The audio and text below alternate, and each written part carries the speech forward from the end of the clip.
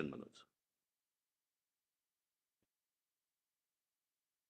Just Manoj, to It's just a matter of logics, that's all. yes, only 2 minutes, Manoj. The concerned amendment, Lord, in this CO is at page 4 and 9, 4 to 9, in volume 3. Volume 3, right? CCD, please come to, Manoj, page 8, Manoj. The directly, Manoj, page 8. And I'll give one illustration only, Manoj, at the foot, Manoj. Your Lordships have, Manoj, 360, Manoj, part 12, part Roman 12. I'm sorry, part Roman 20. My apologies. Part Roman 20. Manoj. Which page are you? Page 8, volume 3, the document volume 3, PDF page 8. This is, Manoj, the concerned CO 10. Unless applied by order of the President and a clause. Provided, I'm sorry. Yes, my you Lord got it. Justice Khanna gets me. Yeah, Provided the proviso Article 368 shall apply, subject to the additional proviso, provided further that no such amendment shall have Just effect. 1 second.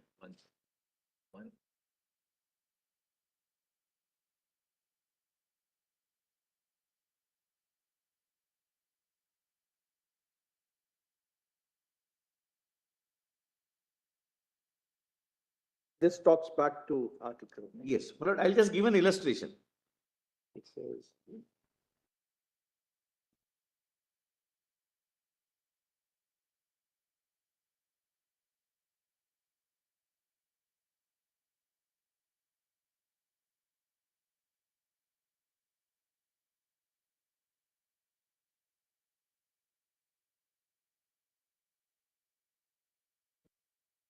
371. Manoj, just to illustrate, Manoj, for example, Constitution of India amended and inserted Article 21A, right to education, free education, etc.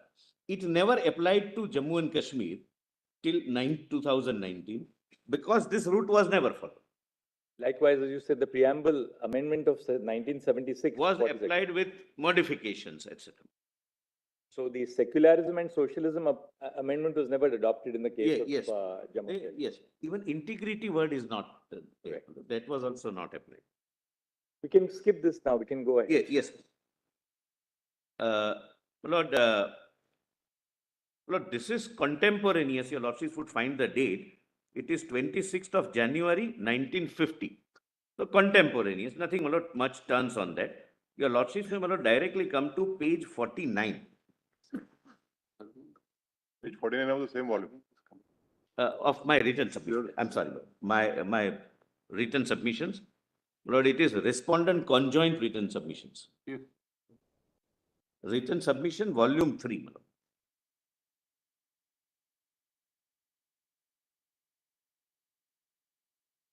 Lord, 1st May, your Lordship gets the date. My Lord, the Chief Justice gets it. 1st May 1951, Yuvraj Karan Singh issued a proclamation directing the establishment of an elected constituent assembly to draft a constitution for the state of Jammu and Kashmir. Please don't read the note, my Lord. I'll orally point out what it says. Lord, when I take your Lordships to the position of Jammu Kashmir Assembly vis-a-vis our constitution, my Lord, the Constitution of India and the Constituent Assembly of India, Lord, I read that proclamation just to show that it was intended to be subservient to and subordinate to the Constitution of India. But right now, this is a date that the Mr. Solicitor, you may deal with this, what I'm suggesting, but I'll forget it. So, I was reading a list of dates in the morning, the thought struck me. Yes.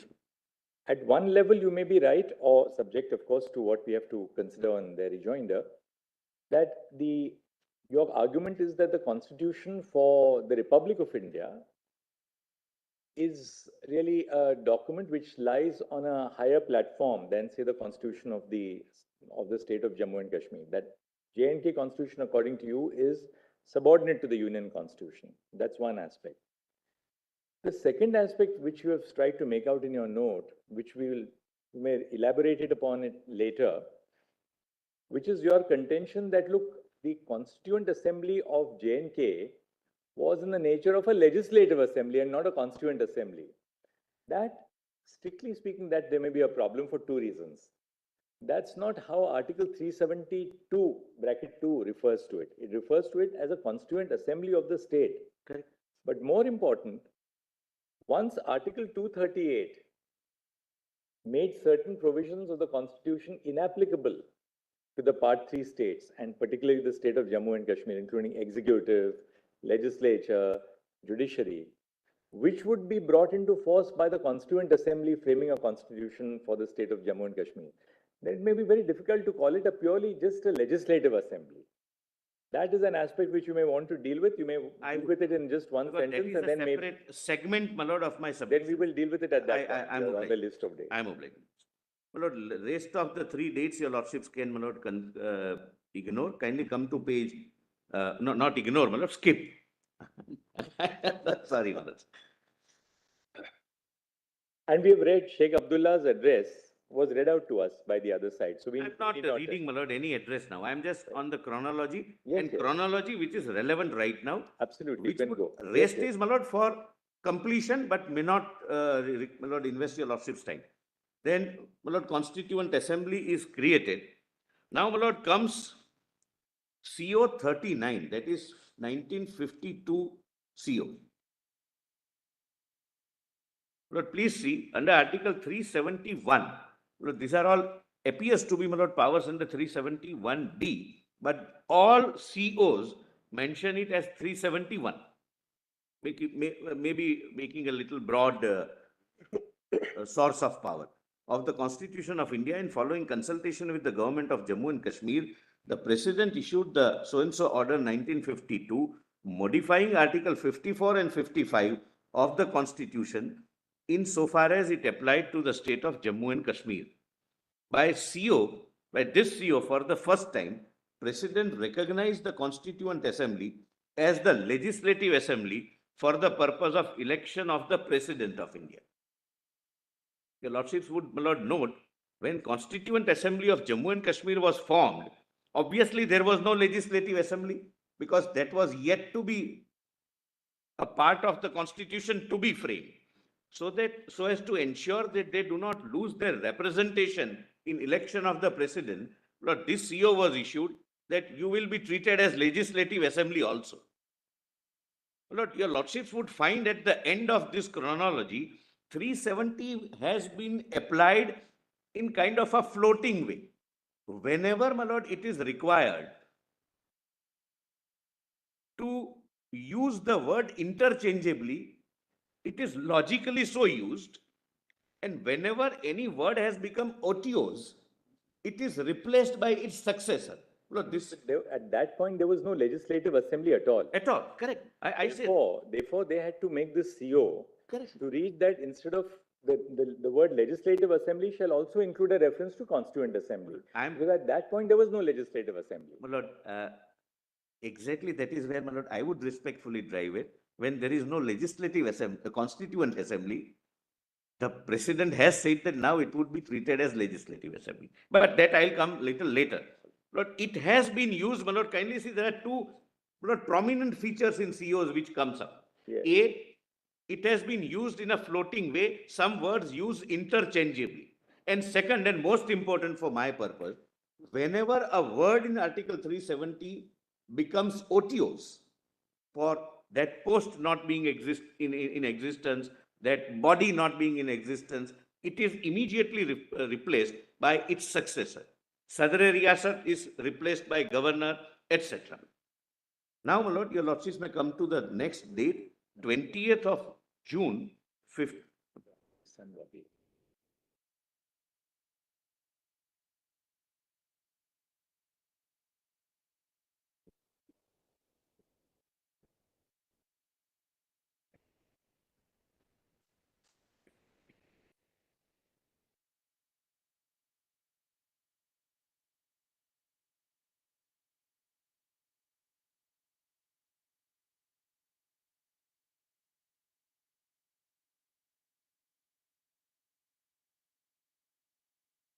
There was a letter, my lord, referred to by Mr. Gopal Shankar Narayan, where Dr. Rajendra Prasad, the then Honorable President of India, writes to the Prime Minister, Honorable Prime Minister Nehruji, that this can be used only once, etc.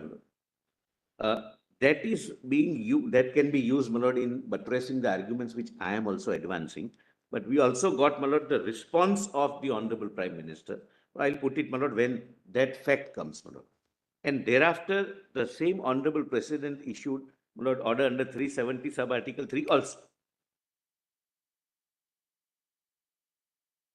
So, my lord, literally, actions speaks louder than words. That was, my lord, the understanding, but the understanding was that it is so drastic a provision that use it only once.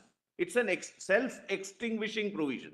That's, my lord, the tenor of that later. My lord, while the Constituent Assembly of Jammu and Kashmir was in session, Lok Sabha also continued its session.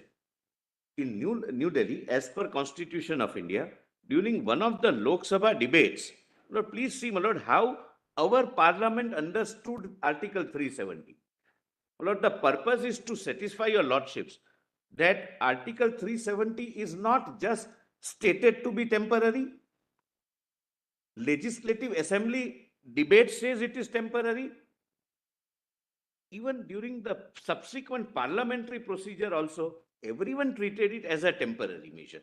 But only for that, this is N.C. Chatterjee. But incidentally, he was the counsel in Premnath Kaur judgment. N.C. Chatterjee must be a member of parliament also. I'll just read the underlined portion. I maintain and I say that with all earnestness that under the law, under Constitution, accession to the dominion of India under Section 6 of the Government of India Act, as amended after the Indian Independence Act, was final and irrevocable, and there ought not to have been any question of plebiscite. I maintain that accession is final and irrevocable. Under our Constitution too, Kashmir is an integral part of India. Under Article 1, the Indian Constitution consists of Federation of States and it is a Part B state. There cannot be any going back on that. But the unfortunate thing is that the Constituent Assembly is doing something there which is against the spirit of our Constitution. I know my honorable and learned friend Dr. Kaju will point to me Article 370 of the Constitution. Article 370 is part of Chapter 1221 and it deals with temporary and transitional provisions. Then, Dr. Mukherjee, in a democratic federal state, the fundamental rights of citizens of one constituent unit cannot vary vis-a-vis the citizens of another unit. Are not people of Jammu and Kashmir entitled to the fundamental rights that we have given to the people of India minus Jammu and Kashmir? There is no scope for varied constitutional patterns, disparities as between one federating unit and another.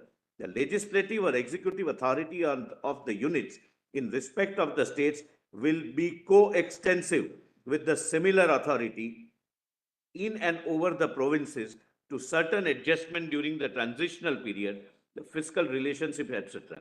Then, my lord, Pandit Ji, as the Prime Minister and Minister of External Affairs, Lord, responds. So, Kashmir obviously is a constituent unit of the Federation of Union of India, but a difference has arisen, subsequently arisen. You please remember that, not originally, between Kashmir and other states, because subsequent to the earlier accession, the other states have become integrated, more which Kashmir has not and could not in the circumstances as I have tried to point out. But nevertheless, it is a full constituent unit of India. Various things flow from it. Various consequences. Consequences, for instance, in regard to the President of the Republic. The President has certain authority which he exercises on behalf of Republic, and wherever the constituent unit may be, the President will exercise that authority in that measure. But come to the last line. But the President's ultimate right has to remain for a constituent unit of India. That irrespective of 370, the President of India's right, which he exercises on behalf of the Republic, which he exercises on behalf of we the people of India, must remain as a plenary power without any fetters. My lord, that's how the Parliament understood. My lord, thereafter, my lord, your lordships would come to, my lord, page 52. First 2 days, the dates your lordships may skip. My lord, during the Jammu and Kashmir Constituent Assembly debates also, my lord, I have quoted, but I may, my lord, just paraphrase it and proceed further. Lord, it says, every member says that this is temporary. They also understood it to be temporary. Lord, I am not laboring on the point right now why it is temporary. The point is, which I will ultimately make, despite full knowledge that Article 370 is a part of the Constitution, despite having accepted in the Constituent Assembly debates of Jammu and Kashmir that it is temporary, they chose not to make any recommendation under sub-article 3. My lord, that's a separate limb, and my lord, I'm just flagging it here. Kindly see, my lord, highlighted part. This assembly came into being because of section 370 of the Indian Constitution, and it was because of the section that we enacted such laws as were necessary for our society. So, my lord, they understand that its very source of existence was Constitution of India. Lord, kindly come to page 53, third.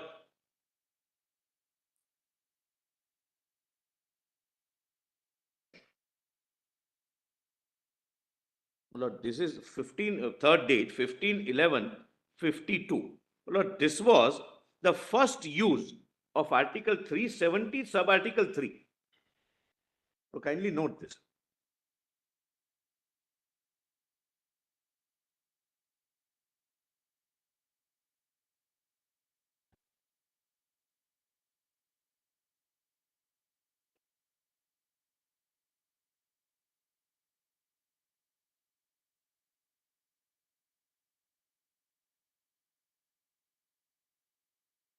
Yes. Yes, my lord, kindly allow me, my lord, to point out, my lord, this might appear to be striking because it is striking. It should never have been at the first given and should never have been continued. The effect of 370 with 367 or any provision of the Constitution is that by an administrative act of the Honorable President and the Government of the state, any part of the Constitution can be amended, can be altered, can even be destroyed and not applied, and new provisions can even be created in Constitution of India. 35A, I'll come to it, Article 35A was created, which is a part of Constitution of India, only to be applied to the state of Jammu and Kashmir. That's why, my lord, this 371 route and 367 mechanism has been used more than once because 370 permits it. It stopped, my lord, only after 5th of August 2019. Otherwise, any provision, any article, my lord, it was placed much at a higher pedestal, as my Lord Justice Call rightly pointed out, than even a basic structure. Please see, my lord. Constitution application to Jammu and Kashmir, Order 52, was issued by way of the state presidential order issued under Article 3701D. The first exercise is 3701D. The term Raj Pramukh used anywhere in the Constitution of India, Jammu and Kashmir being a Part B state, was replaced by Sadari Riyasat of Jammu and Kashmir. My lord, because in Jammu and Kashmir, Raj Pramukh was not there, Sadri Riyasat was there. So wherever one authority ceased to exist, it was replaced by the successor authority. Now the second part which is done, similarly, with a CO 44, there are two COs, my lord. Explanation to clause 1 to Article 370 was modified by the President in exercise of his powers under Article 370, sub-article 3, on the recommendation of the Constituent Assembly. My lord, because there, at that point of time, Constituent Assembly was in existence. So the proviso to sub-article 3 could be operated. Therefore, it was so recommended, and the President added these words: the person for the time being recognized by the President on the recommendation of the Legislative Assembly of the state as Sadri Riyasat of Jammu and Kashmir, acting on the advice of Council of Ministers of the state for the time being in force. Well, the purpose of pointing out is that 370 has continuously been evolved depending upon the need of that situation at the point of time. Earlier, it was Maharaja. Since Maharaja ceased to exist and Sadr Riyasat came, it was modified using 370 sub-article 3. And since Constituent Assembly happened to be functioning, it was with recommends. I'm sorry.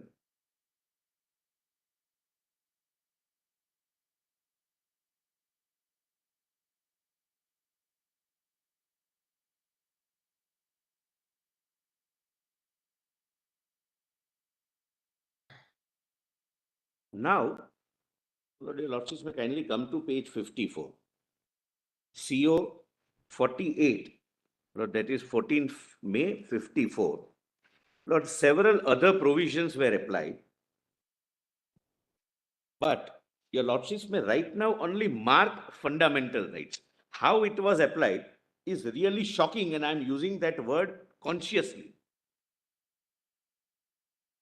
But what was not applied is also interesting at the foot of page 54, which continued not to apply till 5th of August 2019. That is, my lord, at the foot your lordship gets, my lord, notably.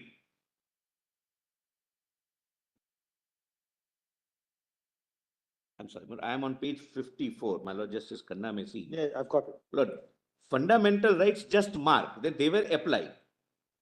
But what was not applied, notably, it did not apply the following parts at all. That is, directive principles of state policy, the states in part B, and scheduled and tribal areas. Lord, tribal areas and any tribal reservation, etc., never applied in the state of Jammu and Kashmir till 2019. Now, the preamble was applied.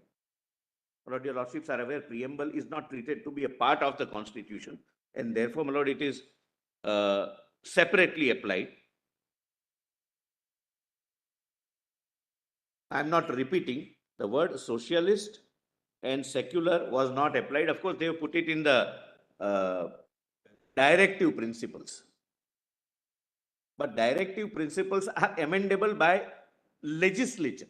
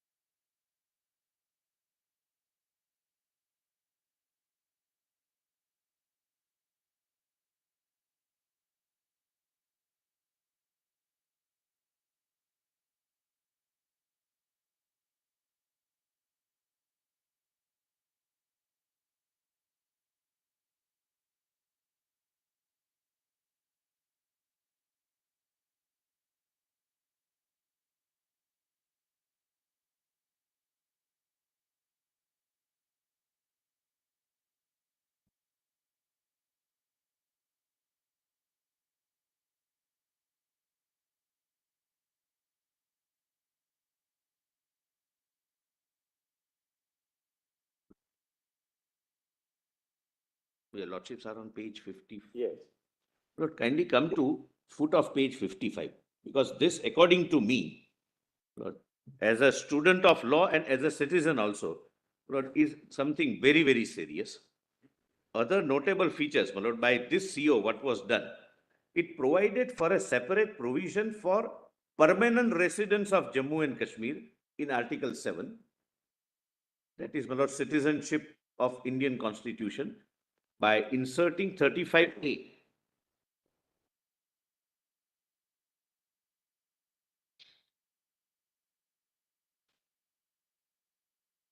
Yes. Then it removed references to scheduled tribes from Article 15, sub-article 4. So, one, you alienate those who do not fall within the artificially created definition of permanent residence. Second, you alienate those who belong to scheduled tribes. Then, this is important, Article 19, 22, 31, 31A and 32 were applied with some modifications. and I'll show which modification.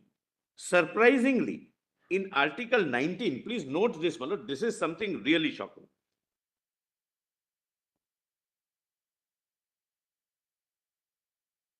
And for 25 years, this continued. I am arguing this matter not from the point of view of center succeeding or state succeeding. How 370 operated on the people of Jammu and Kashmir. Because of 370. That's what, my lord, my attempt is. Surprisingly, in Article, I'm sorry. Yes.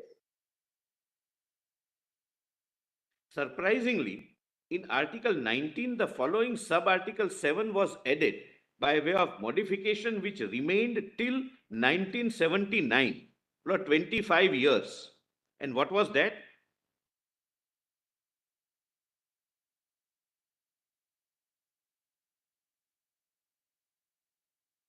Yes. Article 19, sub-article 7, as applicable to the state of Jammu and Kashmir, the words reasonable restrictions occurring in clause 2, 3, 4, and 5 shall be construed as meaning such restrictions as the appropriate legislature deems reasonable. Lord, the citizens apply fundamental rights against the state, and now the legislature would decide what are the reasonable restrictions.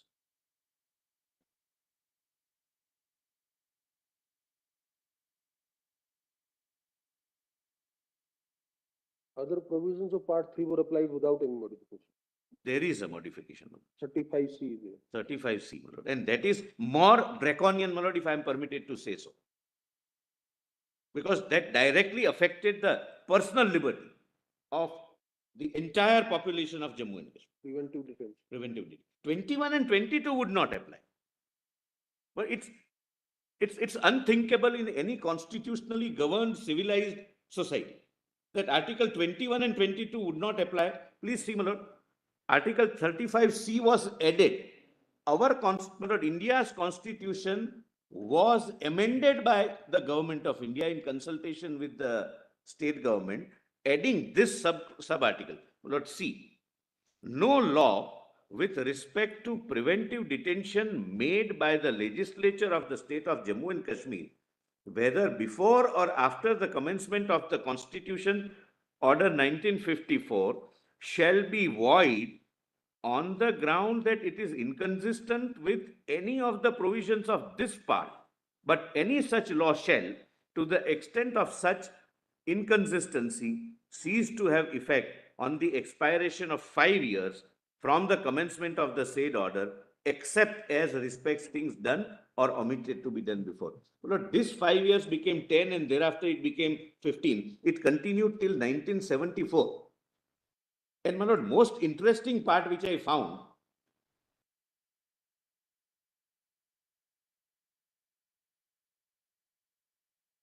Mr. Solicitor, you are appearing for the government of India, which did all this.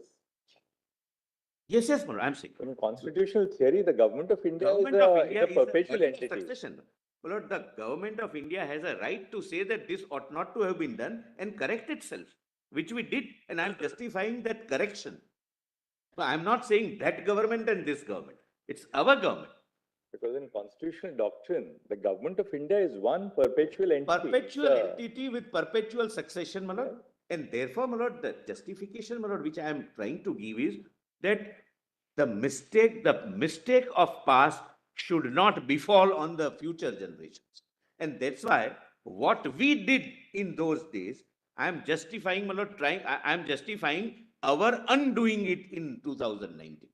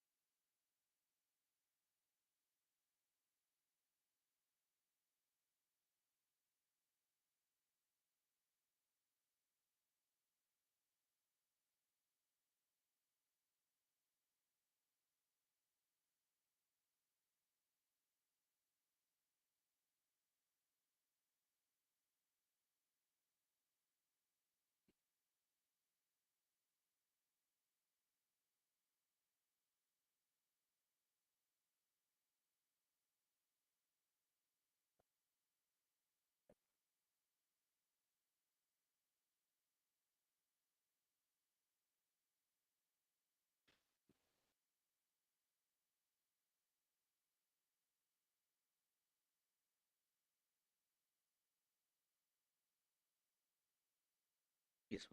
My lord, one very interesting angle I found out, my lord, while researching this on this question.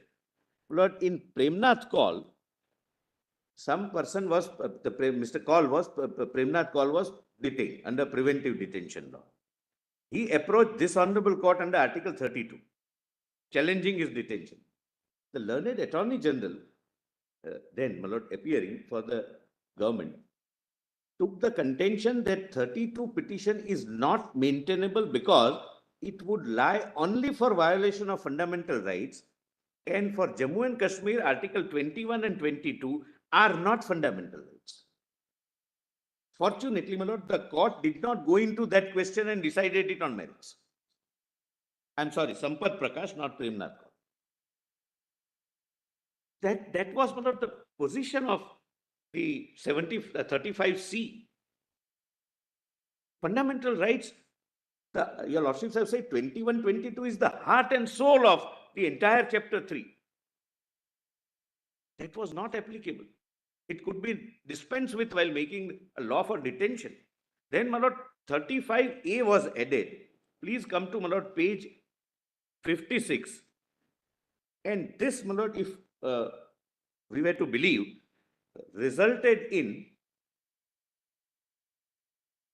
several consequences.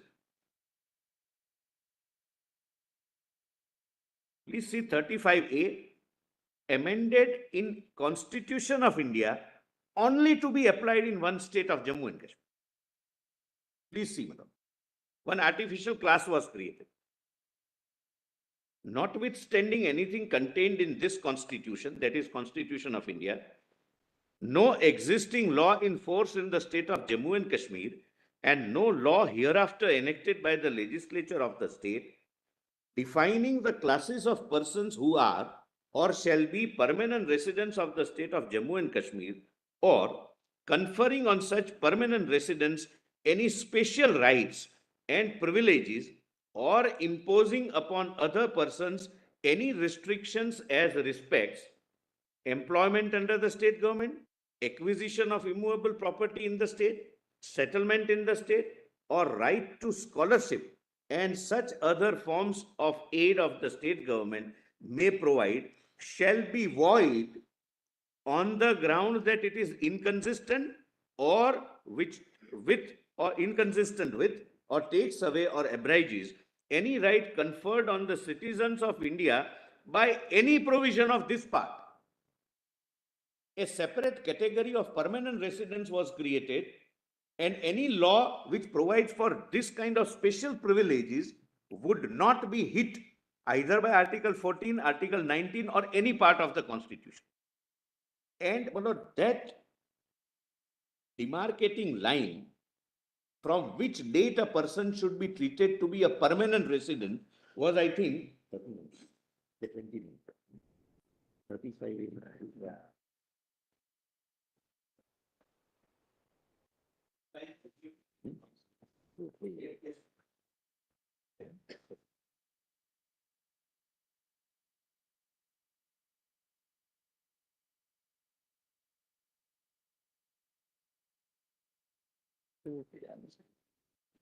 Who's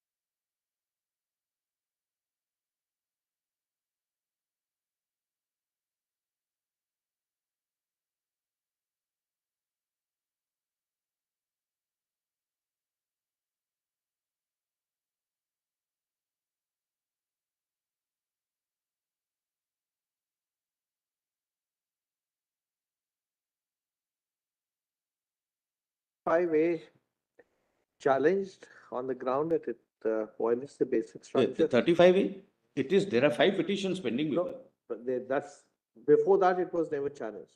They were challenged at the relevant point of time, could never be decided. I think,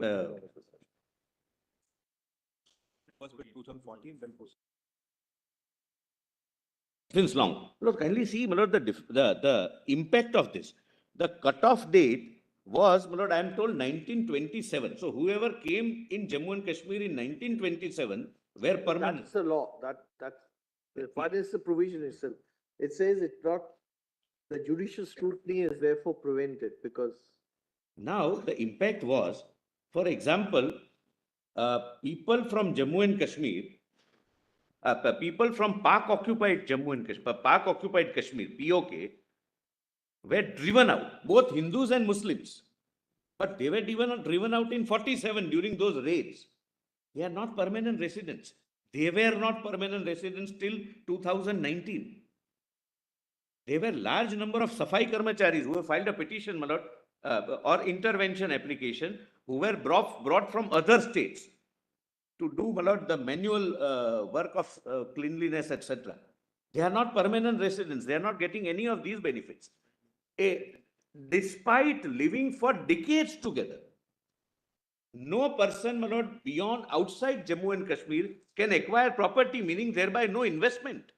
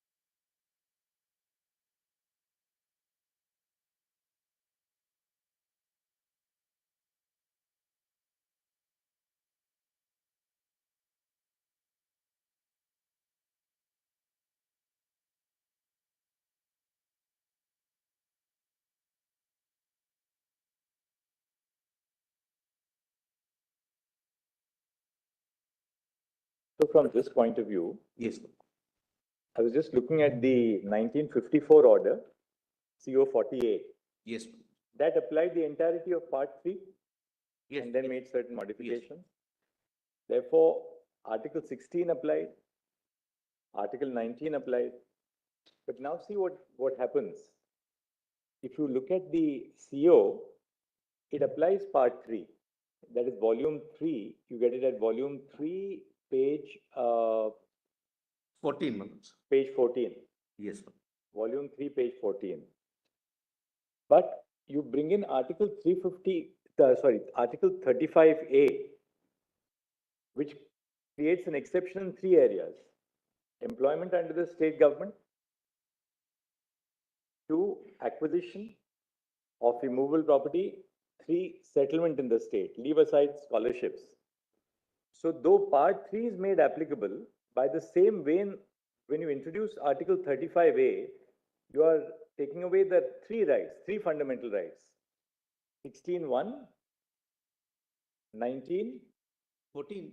and 16(1), then you are taking away the right to acquire immovable property, which then was a fundamental right under 19(1)(f) and Article 31. And third, settlement in the state, which is a fundamental right under 19(1)(e). Right So to though the settle in any- Constitution expressly made the provisions of Article 19 applicable, which would include these 3 rights, and Article 16, by enacting 35A, you virtually took away the fundamental rights. Employment is also right to life. Right, but there's a direct right under 16(1). Yes. No, employment is a separate right and would fall within separate category of right to life. No, that itself was not taken away. What was taken away was employment under the state government. Because what 35A did was, it says conferring on such permanent residents any special rights and privileges or imposing upon any other persons, any restrictions. So it does both things. You can give special rights to residents and you can take away that right insofar as non-residents are concerned.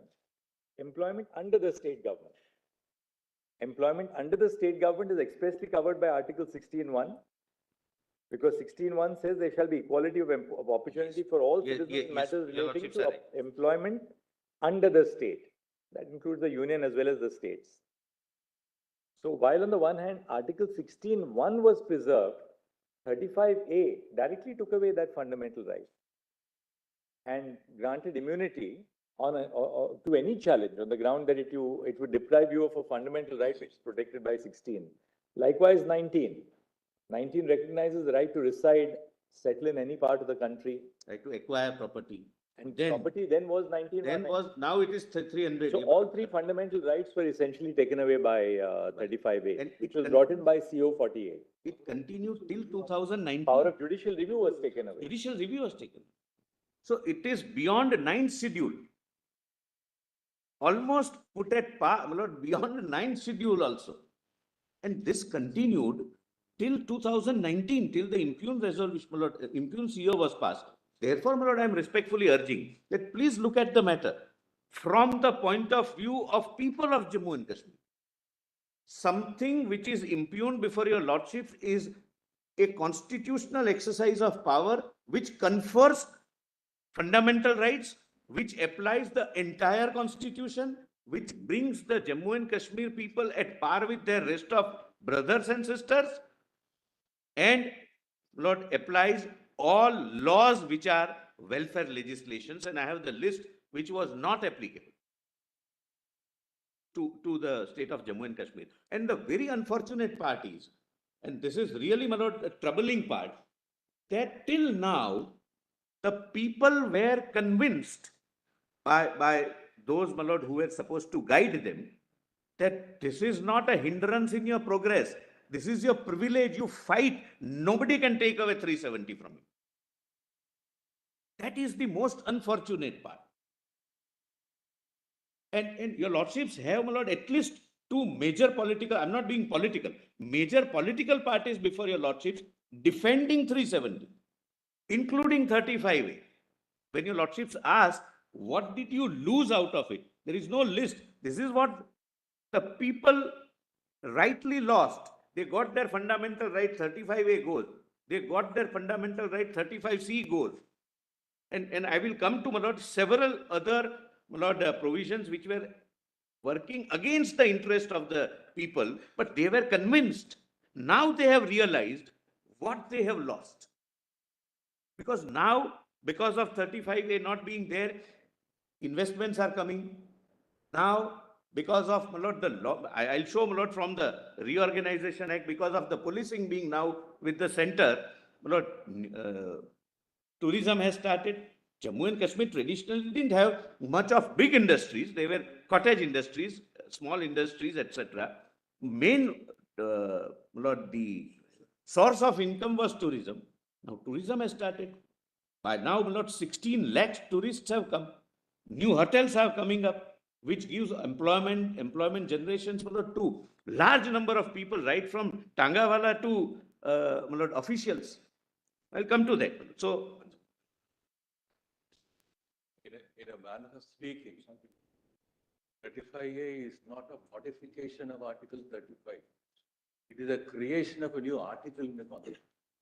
That's where I'll make this assertion. The It's scope, not a of- modification at all. the scope of expression, exceptions and modifications That's right. will also. So virtually you created a new article in the A Constitution. new provision. That's right. It's not a modification. it's not a modification. Therefore, I respectfully urge 35A is creating a new provision in Constitution of India only to be applied to Jammu and Kashmir. Now, my lord, if a lady marries outside Jammu and Kashmir, she loses permanent residency. There are several such things, my lord. People coming from West Pakistan who were, my lord, settled down from decades were not. The first part was struck down by a 3 judges bench of the J&K High Court. By the High Court, my lord. By the High I'm sorry, I was not aware of The it. difference of view, 3 judges bench. There, I'm told that children will not get, whatever, my lord, that's now. Who say children will not get it? It was a nebulous situation which was get. That's all.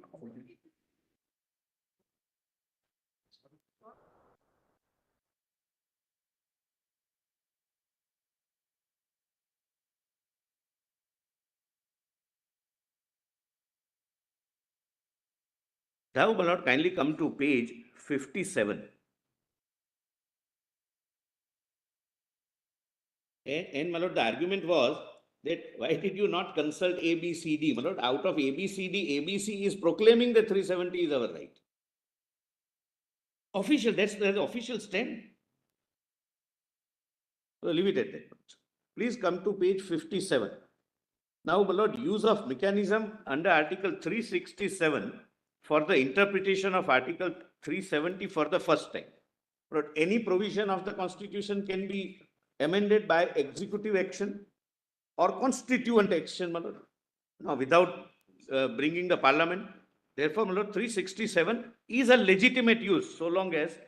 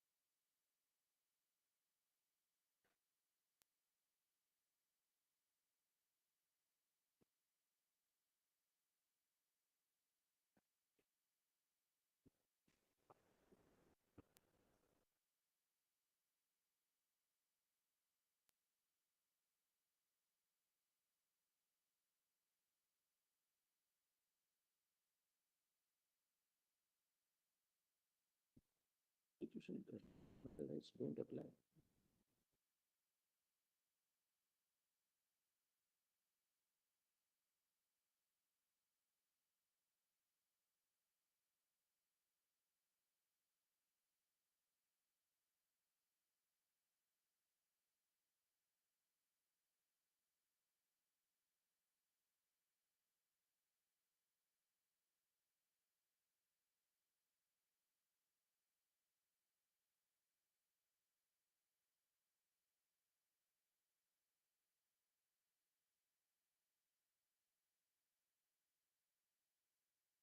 into the constitution as applicable to the state of Jammu and Kashmir only. by CA 48 of 1954.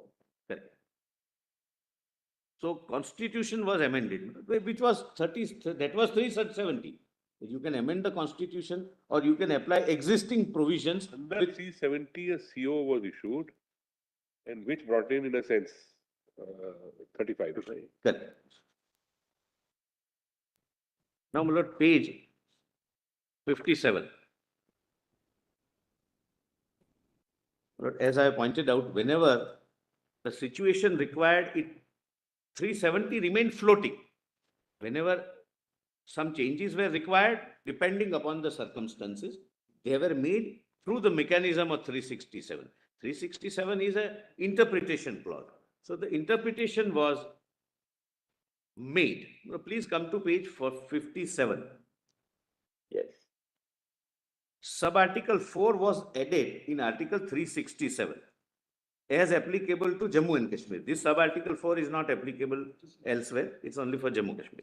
For the purpose of this constitution as it applies in relation to the state of Jammu and Kashmir, references to this constitution or to the provisions thereof shall be construed as references to the constitution or provisions thereof as applied in relation to the said state. Then references to the government of the state shall be construed as including references to the Sadri Riyasat acting on the advice of his council of ministers, because by that time Sadri Riyasat had come. References to a high court shall include references to the High Court of Jammu and Kashmir. D. Please note this, my lord. References to the legislature or the legislative assembly of the said state shall be construed as including references to the constituent assembly. They were used interchangeably.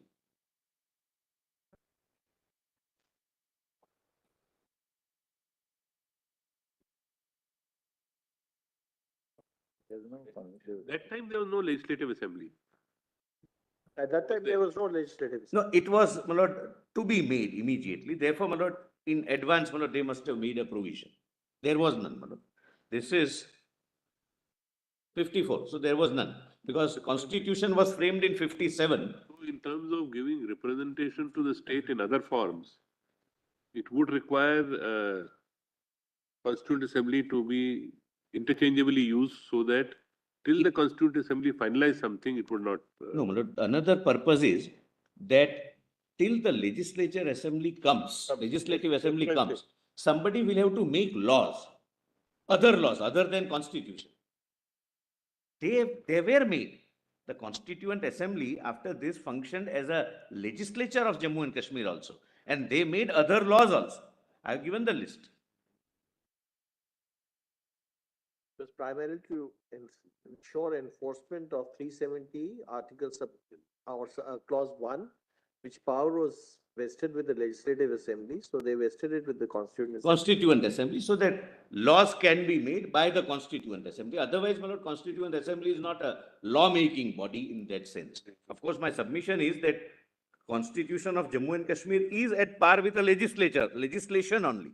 It's not, my lord, a kind of a constitution as we understand, my lord, as a document of governance.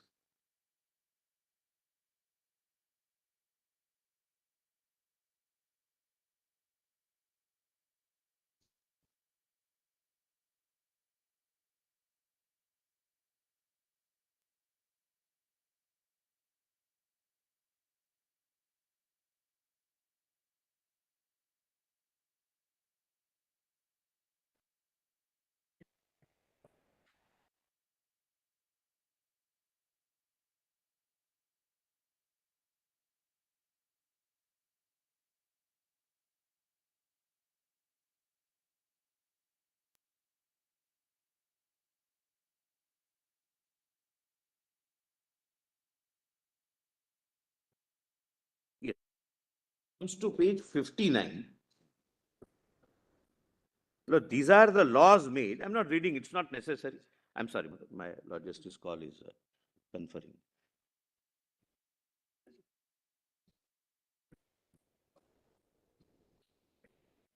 Lord, these are the laws which were made by the Constituent Assembly, acting as a legislative assembly of Jammu and Kashmir.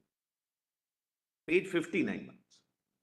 Page 59, up to, my lord, page 60. Lord, your lordships can consider noting here that exercise of mechanism under Article 367 to make changes in 370 is undertaken 4 times, which, my lord, I'll come periodically. And whenever some body was not available, the successor body was named.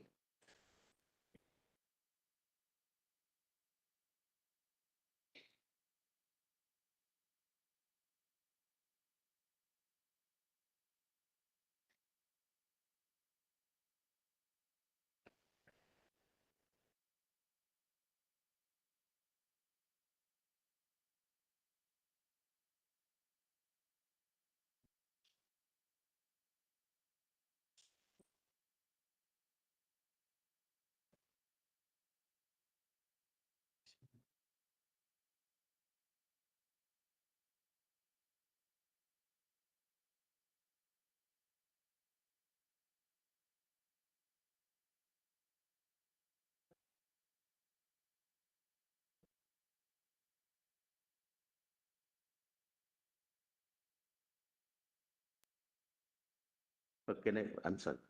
Yes. I'm sorry. I thought my lord, the Chief Justice is writing.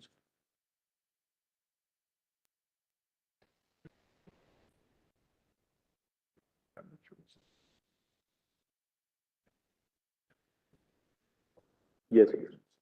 Lord, this exercise or use of mechanism under 367 was directly in issue in Damnu judgment. Yes. And it is approved by, my lord, your lordships, my lord, speaking through Yes. the Constitution bench. But then comes Puranlal Lakhanpal, my lord, I am not reading it because I don't think anything turns on that either for me or for the other side. It would not render any assistance. It just records the history, that's all, my lord, which we have, my lord, already given. Now, your lordships, my lord, kindly see page 62, the State Reorganization Act comes. It does 2 things.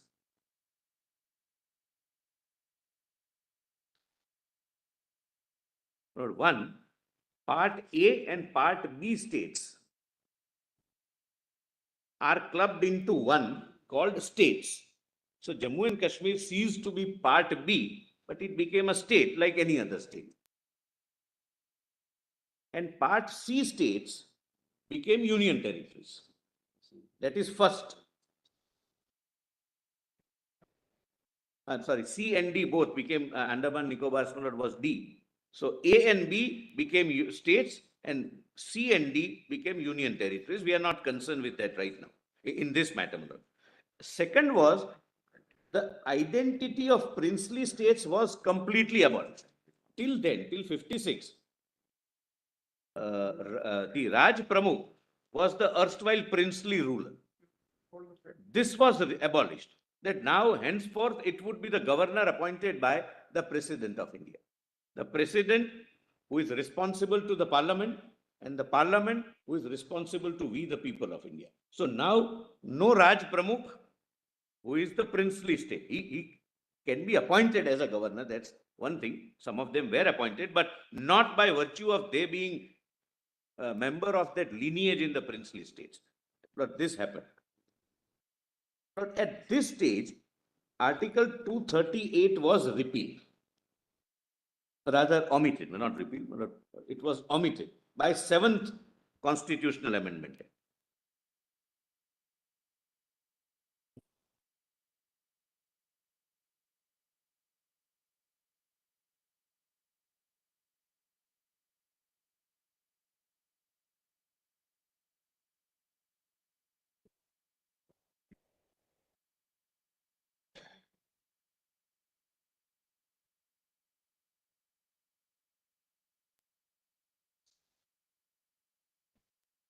But your lordship, So, another thing.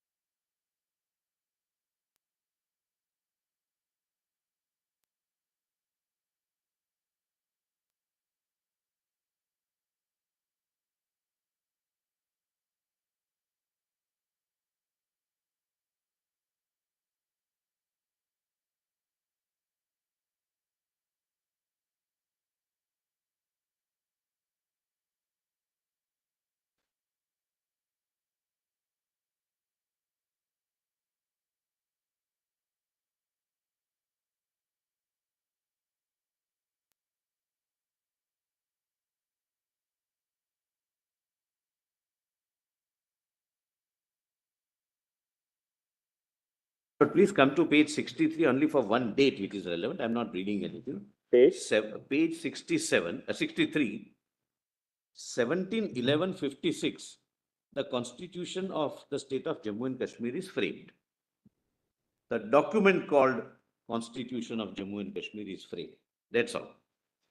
Thereafter, straightway, my lord, I have, my lord, given excerpts from the debates which essentially says that Jammu and Kashmir is an integral part of India. I don't think that is something which is not required to be labored much. Therefore, I am not skipping. Nobody does that also. Yes, no, therefore, I am skipping that. Please come directly to page 67, my lords.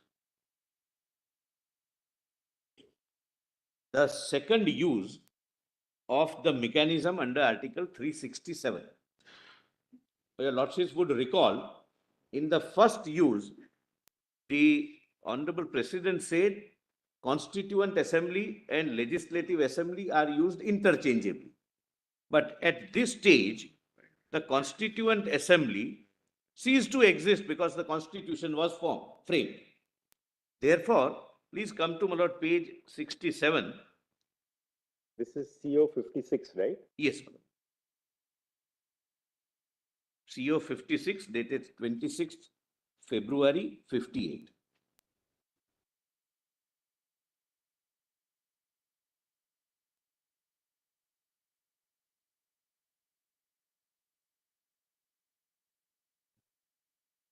It was required in 58 because of a constitution of Jammu and Kashmir being framed and constituent assembly ceasing to exist, and because of the State Reorganization Act.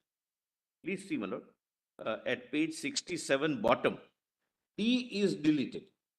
He read reference to the legislature or the legislative assembly of the said state shall be construed as including reference to the constituent assembly of the said state. Because the constitution was framed, constituent assembly ceased to exist, and therefore, my lord, this clause was amended. And E, the term Raj Pramukh was replaced by the word governor because of the State Reorganization Act. Now, Raj Pramukh system has gone.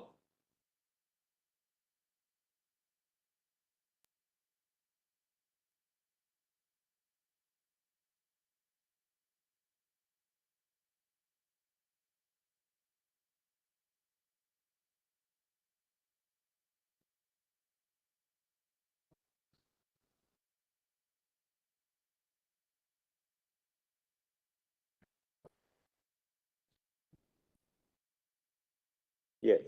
Phraseology used was governor henceforth from this. Yes, henceforth it was governor. But the phraseology used to head of the elected government as prime minister did not cease with this. I beg your lordship's pardon. Chief minister used to be called the prime minister there. Yeah, that went, my lord, after Sadr-e Riyasat itself. It became Sadr-e Riyasat. Prime Minister went. Went after that. Only as a matter of sequence of dates I want. Yes, yes. It became Sadr-e Riyasat, and thereafter, my lord, Raj Pramukh, and thereafter governor. Now it remains governor throughout thereafter. Now kindly see, my lord, page 69. I am skipping the rest, my lord. They are, my lord,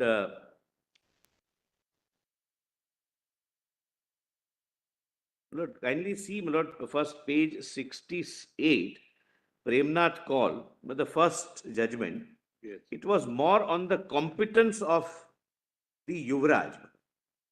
And therefore, my lord, I believe it may not render Can we assistance. just read that para? VP, Yes, can we just read I'll, that my lord, para? please. The Supreme Court renders its judgment in Premnath Call versus State of Jammu and Kashmir. It's a 5-judge bench, my lord. The issue before the court was the validity of Jammu and Kashmir Big Landed Estate Abolition Act, which was enacted by the Yuvraj in exercise of powers vested in him under Section 5 of Jammu and Kashmir Constitution Act, 1996. Well, 1996 is somewhat year, 1939, the old constitution. The judgment discusses the constitutional history of the state in great detail and at the same time discusses the power of Maharaja under the previous constitution of the princely state. The question before the court was whether the provision of Article 370, sub-Article 1 till the time the Constituent Assembly of Jammu and Kashmir was in session affect the plenary powers of Maharaja in the matter of governance of the state. In this context, the court held that the act in question, which was enacted in 1950, would not stand interdicted by Article 370 and held that Yuvraj was competent to enact the act. The case effectively concerned the issue of legislative competence of Yuvraj when there is no constituent assembly of Jammu and Kashmir.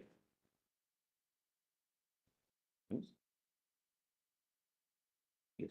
But in this very proceedings, when there was a request for a reference to a larger bench, in this very petition, Lord, the 5-judge bench, Lord, speaking through my Lord Justice Call, exactly said this, that it may not have bearing on the either side.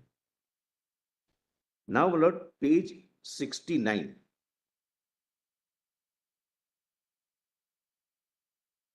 Now, my Lord, the integration of judiciary.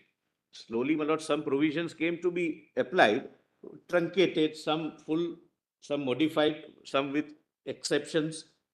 But Article 222 was made applicable regarding transfer of judges. Earlier, my lord, till 60, the honorable judges of the High Court were not transferable by the Supreme Court. But the oath was prescribed, and till 2019, the honorable judges of Jammu and Kashmir High Court used to subscribe to this oath. My lord, please see. Oath or affirmation to be made by judges of the High Court. I, Sri So-and-so, having been appointed Chief Justice or a judge of the High Court of Jammu and Kashmir, do swear in the name of God, solemnly affirm that I will bear true faith and allegiance to the Constitution of the state. Though they were, my lord, under an obligation because of Article 1, and they were applying the Constitution of India. But the oath which they used to take was expressing their allegiance to the Constitution of Jammu and Kashmir state. Even the Honorable Chief Justices, my lord, who would be appointed there, my lord, would be taking this oath. That's it, my lord. There's nothing beyond. Now, your lordships may kindly come to Puranlal Lakhanpal judgment, my lord, where I would read only one para, my lord, of that judgment, because something turns on that, and I will show, my lord, Sampath Prakash thereafter, my lord. At this stage only, my lord. Please come to, my lord, Case Law Compilation, Volume 1.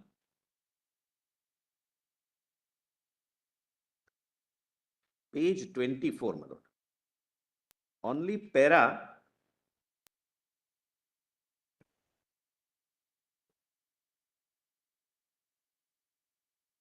kindly see, my lord, in those Case days, law my lord, what used compilation, to. which one did you say?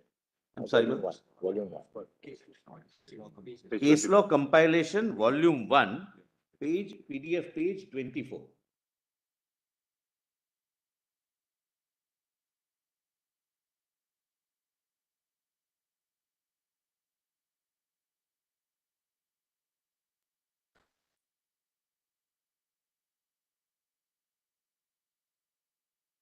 Well, somebody wanted to stand for election to be elected to the House of People, that is Lok Sabha. He filed this petition. my lord. Please see, my lord, page 1 and 4. My lord, only two would be relevant, my lord. Am I with your lordships on page 5? My lord, 24? Premnath call, my lord. The petition challenges the constitutionality of a provision in the Constitution Order 54 made by the President under Article 371. The case of the petitioner is that he is registered as an elector in the parliamentary constituency of Delhi. As such, he has a right to stand for election from any parliamentary constituency in India. 6 seats are allotted to the state of Jammu and Kashmir in the House of People, Lok Sabha. Ordinarily, the election to these seats should have been direct election from the territorial constituencies in the states as provided by Article 81(1). And this is what was happening in rest of the my lord, country. But the President modified that article insofar as it relates to the state of Jammu and Kashmir by para 5C of the order in these words. Article 81 shall apply subject to the modification that the representatives of the state in the House of People shall be appointed by the President on the recommendation of legislature of the state. No direct election in Lok Sabha. It's like Rajya Sabha. And the contention was, the petitioner contends that the President had exceeded his powers when he made this modification, for he thereby substituted direct election to the House of People by nomination which he could not do. This, it is said, was a radical alteration. But please mark these words.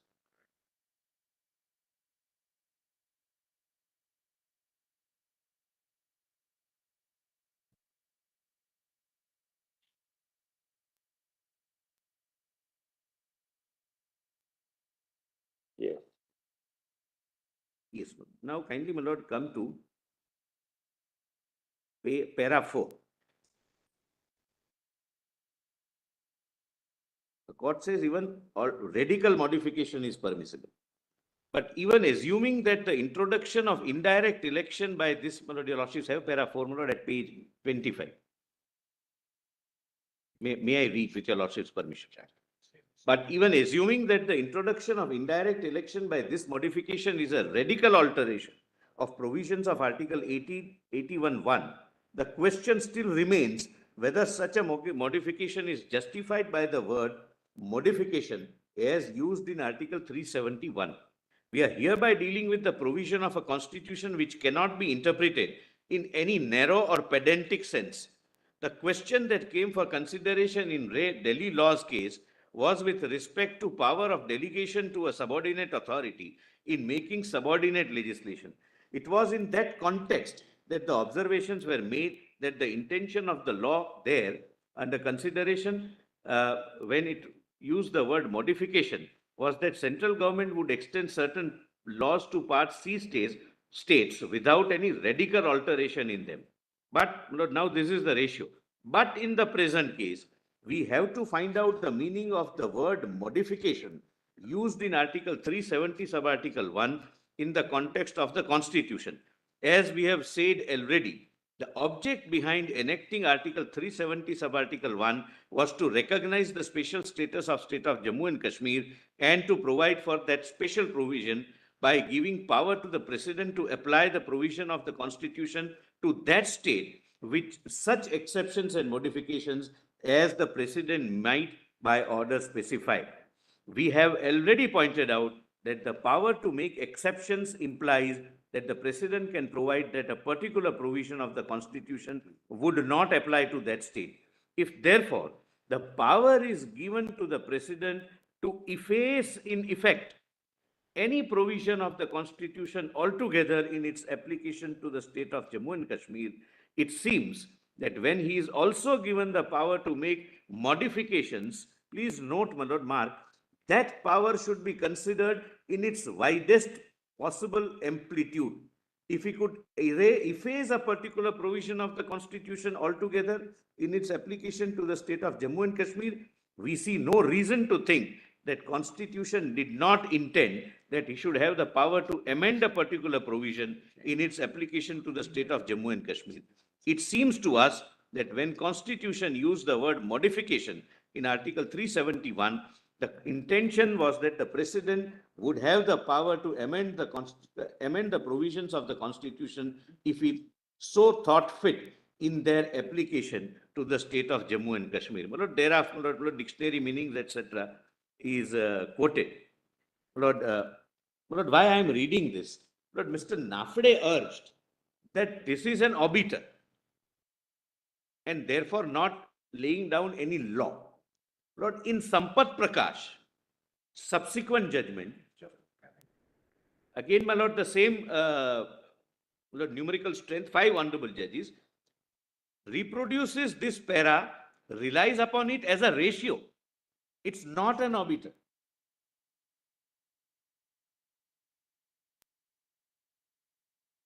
Lord, let me directly go to Sampat Prakash so that this point is clear. This is not an obiter. This question directly fell for consideration. The petitioner wanted this honorable court to interpret whether there is any power of radical alteration or modification. And this honorable court said, you can even efface a part of the Constitution. Then obviously radical alteration is something which you can do. Now, Lord, in the same compilation, if your lordships can come, the next judgment, my lord. 27. Yes, my lord. Please come to, my lord, page 27.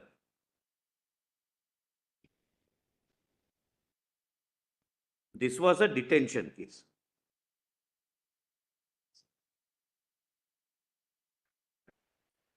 Please come to para 2.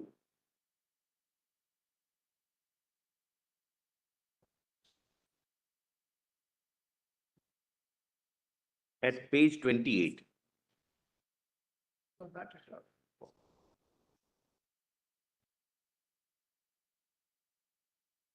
Does your lordship not have them? I'll just read para 2.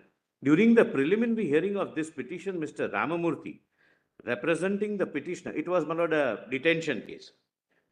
raised a ground that section 13A of the act, under which, my lord, the local act, under which the petitioner was detained, was ultra vires the constitution as contravening the provisions of article 22 of the constitution.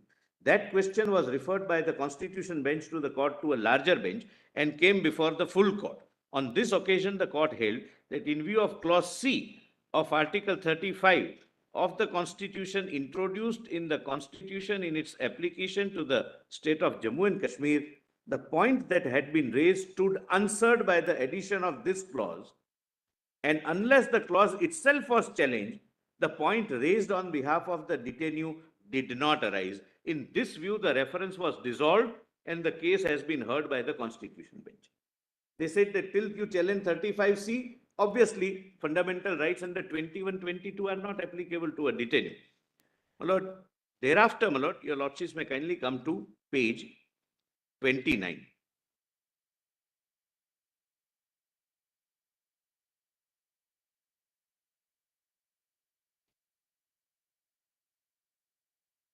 Look, this takes care of Mr. Dwivedi's argument, Mr. Dwivedi for the petitioner. No, my lord, on this side also we have Dwivedi. He is yet to I'm to not- argue anything. Yes, That's what a brotherly sense. yes, sir. 29. The first argument, my lord, your lordships would find after, my lord, quotation of the section. The first argument was that this article contained temporary provisions which ceased to be effective after the Constituent Assembly convened for the purpose of framing the Constitution of Jammu and Kashmir state had completed its task by framing the Constitution for that state. Reliance was placed on the historical background in which this Article 370 was included in the Constitution to urge that the powers under this article were intended to be conferred only for the limited purpose and limited period until the Constitution of the state was framed, and the President could not resort to them after the Constituent Assembly had completed its work by framing the Constitution of the state.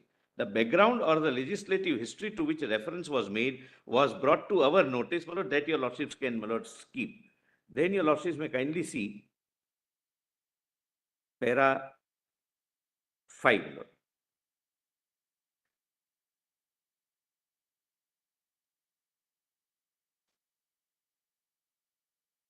My lord, your lordships can, my lord, directly come to 7, my lord. There are, my lord, your lordship gets, my lord, at page 30, at the foot, para 7. There are, may I read? There are, however, much stronger reasons for holding that provisions of this article continued in force and remained effective even after the Constituent Assembly of the state has passed the Constitution of the state. The most important provision in this connection is that contained in clause 3 of the article, which lays down that this article shall cease to be operative or shall be operative only with such exceptions and modifications and from such date as the President may specify by public notification, provided that the recommendation of the Constituent Assembly of the state referred to in clause 2 shall be necessary before the President issues such a notification. This clause clearly envisages that the article will continue to be operative and can cease to be operative only if, on the recommendation of the Constituent Assembly of the state, the President makes a direction to that effect. In fact, no such recommendation was made by the Constituent Assembly of the state, nor was any order made by the President declaring that article shall cease to be operative. Both things are separately mentioned. Neither recommendation made nor President exercised, meaning thereby the President could have exercised the powers even in absence of a recommendation, since there is no Constituent Assembly. I hope, Lord, I am able to make myself clear that till Constituent Assembly was in existence, recommendation. Even otherwise, President could have done it after the Constituent Assembly ceased to exist. On the contrary, it appears that the Constituent Assembly of the state made a recommendation that the article should be operative with one modification to be incorporated in the explanation to clause 1 of the article. This modification in so and so. My lord, thereafter, kindly come to the real issue, my lord, that is 14.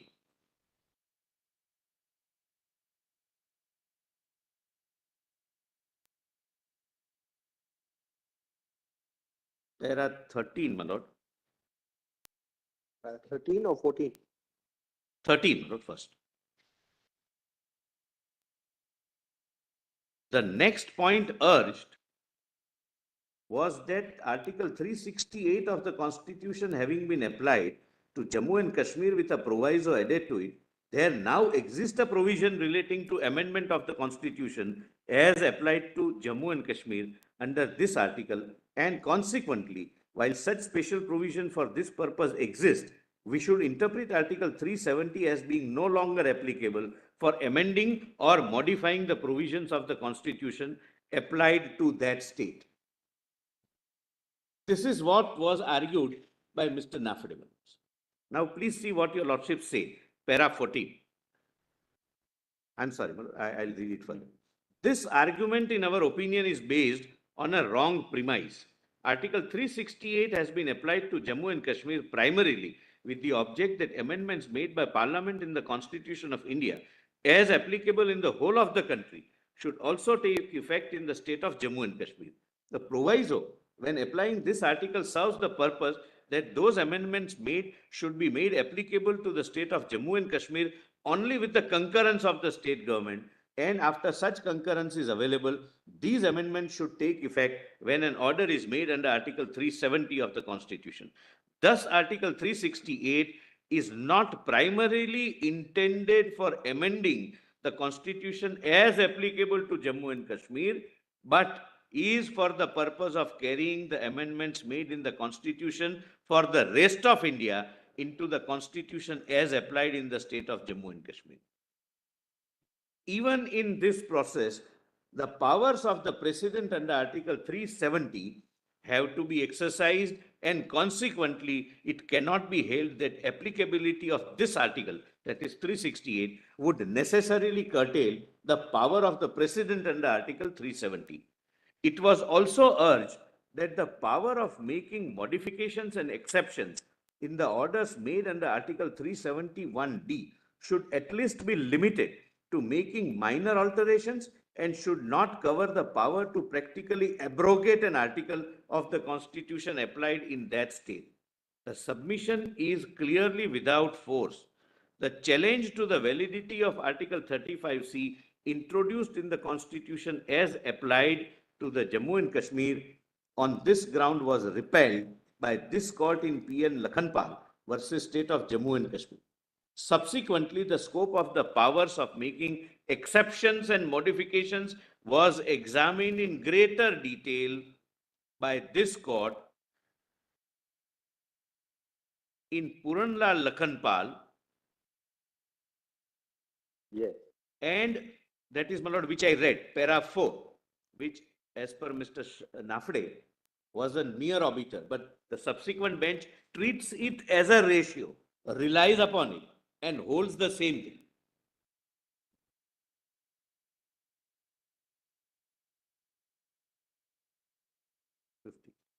But please come to, my lord, now just before one line before paragraph 15. I'm sorry.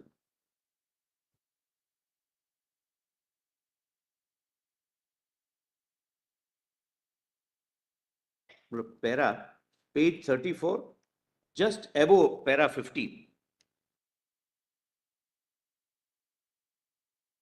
This decision, your lordship gets one.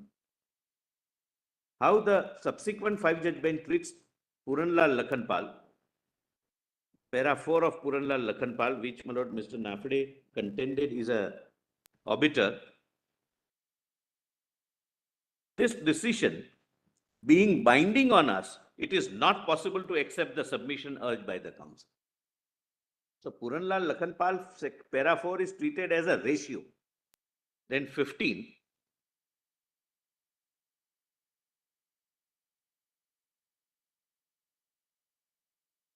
It may not be of relevance, my lord. I'll just come back to my written submissions, my lord, again.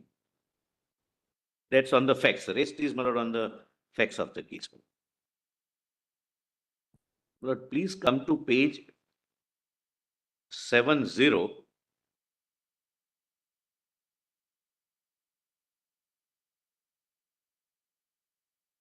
Here, parliamentary supremacy. Then zero of your submissions.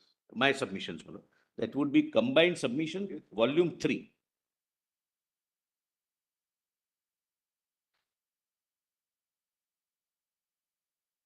(246), my lord, was applied with some modification, of course.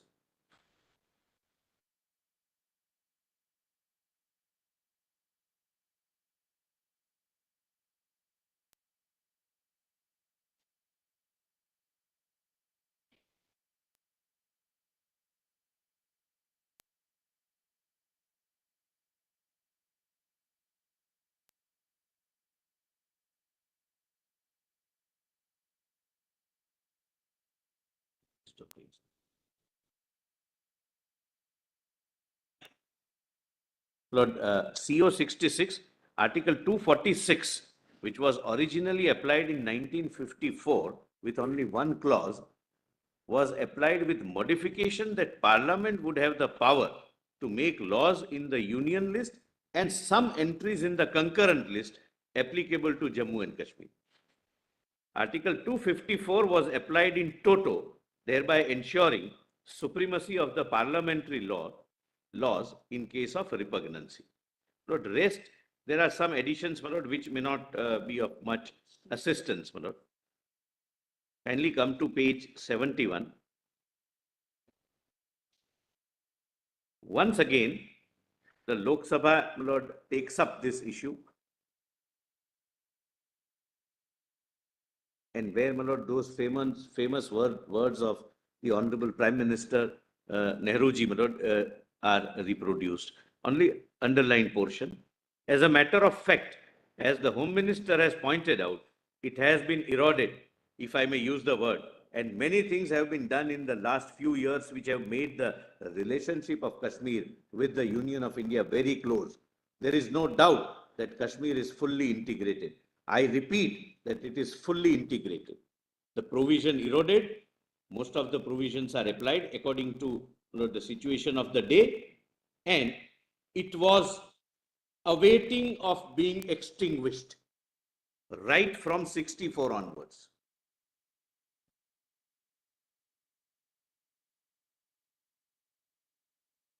Then, my lord, page 72, CO 69, my lord, this provisions of Article 19, subclause 7 was added, and 35C were extended from 10 years to 15 years. My lord, as I have pointed out, my lord, it came to be kept on being extended till 74.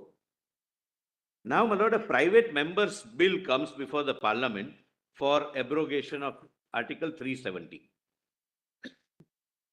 Please see, my lord, the debate, the underlined portion only, my lord, for brevity, my lord, so that I don't, my lord, waste more time of your lordships.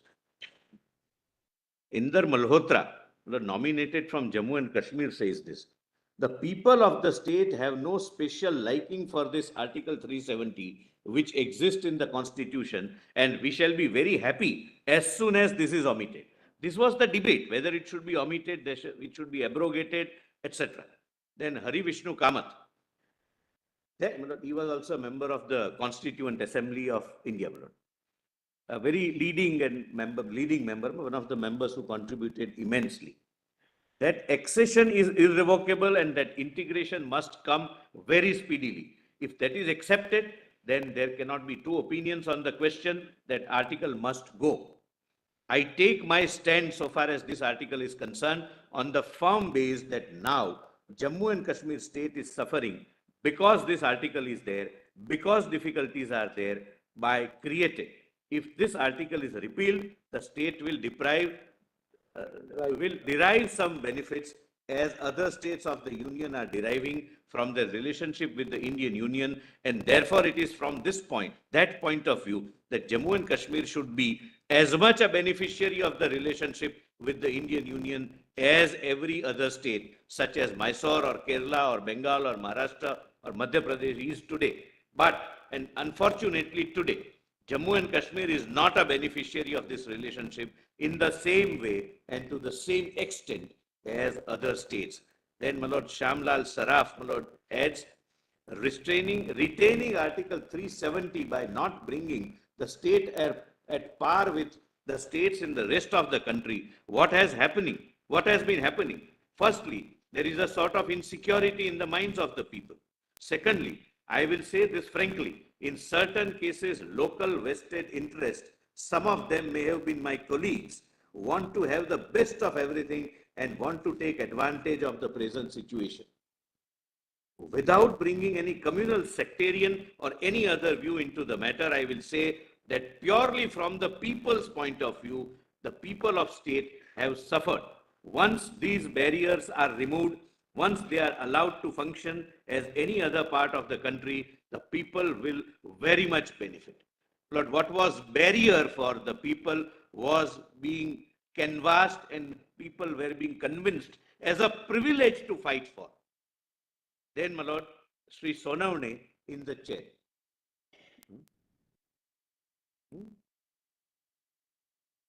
My lord was from Jammu and Kashmir, my lord, in the parliament. Then, my lord, Sri Sonavane in the chair, underlined portion. There is the non-application of labor laws. In my state, there are lakhs of people working in various forests, handicrafts and factories, and all the beneficial laws that we have in the center and which are applicable to the rest of the states, as Nandaji knows, as ex-labor minister, that is Gulzarilal Nanda, my lord, became acting prime minister twice, labor minister, should ipso facto apply to that state also. I have myself been a small labor worker, and as a minister, I was in charge of labor also, and I know the feeling of workers in that state. Every time they say, why do you keep this wall of separation? Let us all get tile benefit as the rest of our countrymen. After all, in labor, where people work, there is no question of caste, color, or religion. Therefore, it is equally important, and I would say forcefully, that these things should apply there also. Then, my lord D.C. Sharma, my honorable friend Sri Gopal Dutt Mangi has said that Article 370 is a wall. I would say it is not a wall. If it was a wall, I could demolish the wall easily and in no time. It is not a wall, but it is a big mountain which stands between India and Jammu Kashmir. Although we have dug the Bani Hal tunnel and we have done everything else, we have not demolished the mountain yet. I feel this mountain should be blasted with dynamite, with the dynamite of goodwill, firmness, and decision. That way lies the salvation of India, and that way lies the good and welfare of the people of Kashmir. Then, my lord, at the foot of this page, my lord, in the debate, Sri Abdul Ghani Goni, the people of Kashmir had decided once and for all, and have decided once and for all, that Kashmir is an integral part of India. Whether there is Article 370 or no Article 370, it is only a provisional provision and a temporary provision in the Constitution which can be removed at any time. But as far as the complete accession is concerned, that is final and nobody can challenge it. Then, my lord, Mansingh Patel on the next page, 76. I am skipping the rest. Lord, Mr. Koni, my lord, I am told, was also a member of Constituent Assembly of Jammu and Kashmir. And thereafter, he was a minister also. Then, my lord, Mansingh Patel, we have said before the world as a whole that there is no possibility now of plebiscite, and the integration of Kashmir is firm, final, and irrevocable. We continue with this Article 370, thereby showing to the world as if there is still some difference between Jammu and Kashmir and other states of the Indian Union. This kind of maintenance of separate identity of a state creates difficulty for us.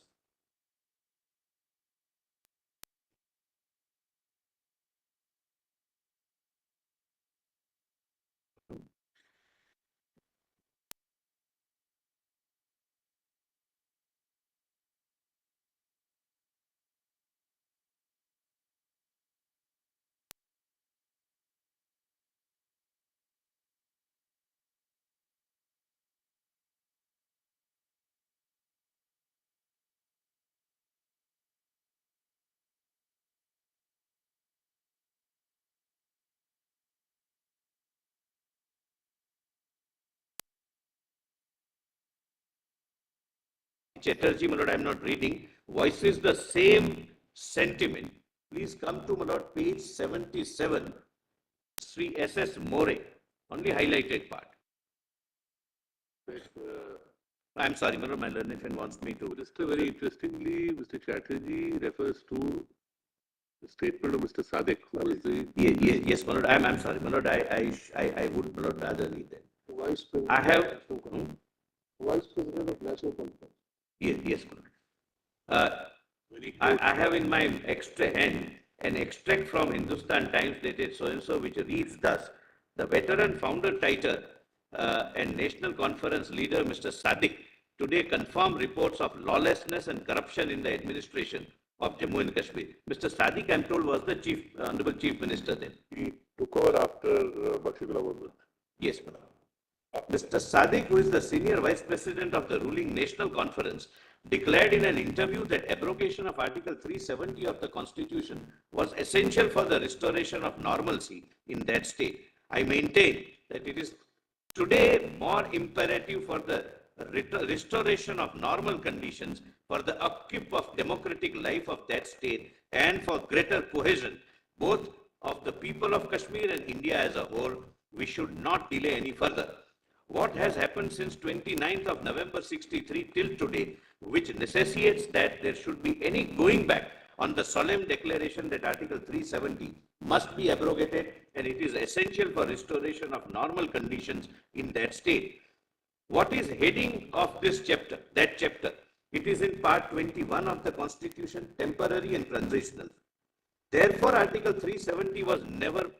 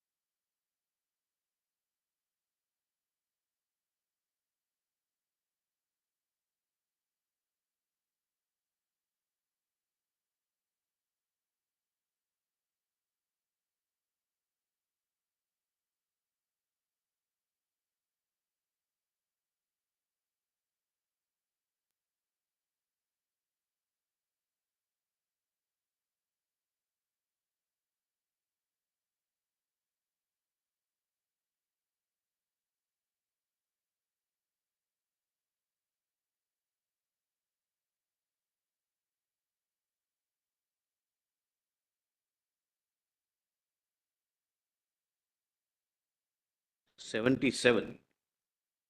The last four lines of NC Chatterjee, my lords.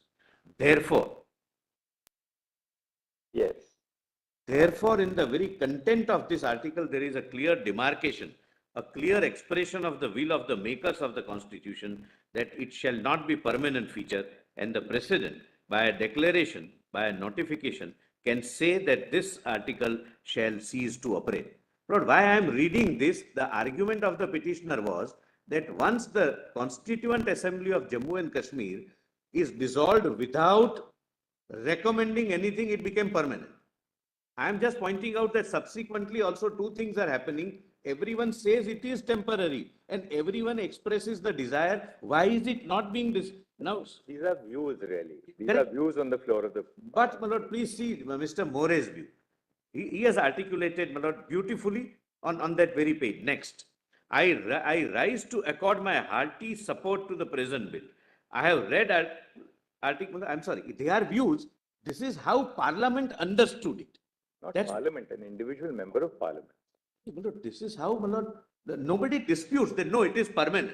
It was not the view of the government of India, at least, because they would have done it then. No, our my lord, law minister has said, the honorable prime minister has said. These are individual views which. What happened to the bill, but?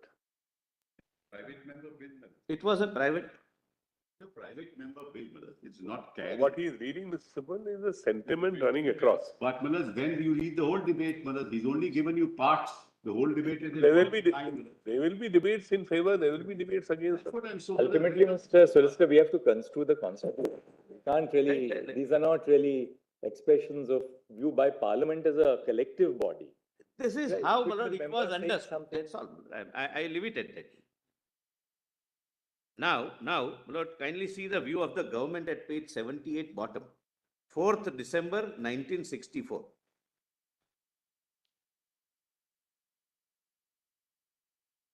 In continuation of the debates mentioned above in a speech, then Home Minister Gulzarilal Nanda reaffirmed the temporary nature of Article 370. This is the view of the government. There is no wall between Jammu and Kashmir and India. At the most, you can say it is some kind of a movable partition. We can move it on our own. There is nothing coming in the way. This is the view of the government also. I take this opportunity to inform the House that it has been decided to apply the provisions of Article 356 and 357 also to Jammu and Kashmir. Entry 43 and 78 of the Union list and 33 and 34 of the concurrent list are also being made applicable. I skip a lot, then the highlighted part. Therefore, the area of uniformity is being constantly extended and it is being accelerated and expedited. And as I said before, the House would certainly understand from what I have said that anything else which has to be done quickly could certainly be considered and some kind of action could be taken on that. The government assures the Parliament. Then Hembara, when you have done so much, why don't you do the rest? Sri Nanda, those who have done so much will certainly do the rest. The concurrent list was made applicable with, of course, modifications by CO 66, right? Just for the sake of. Yes, CO yes. 66? For the first time, yes, my lord. That is 26th of September 1963, right? My lords are there. Now comes, my lord, third instance of mechanism under Article 367, page 80, my lord. The substitution, that is what I was asking for a fact only, Mr. Solicitor. Yes, my lord. Only in 1965 that the expression Prime Minister changes to Chief Minister. Your list of dates of 10/4/1965. No, my lord, Prime Minister description went long back. Please Sadr Riyasat was changed. Please read 10/4/1965. No, your lordships are at page. Your notes. Your note. Oh, reads okay, well, your lordships are right. Your lordships are right. Though this act, the expression Sadr Riyasat and Prime Minister in the state's constitution were to respectively be, your lordships are right. It was I had an impression, I was not sure, that both things occurred. in the constitution of Jammu and Kashmir. Kashmir occurred simultaneously. Yes, your lordships are right. No, I stand corrected.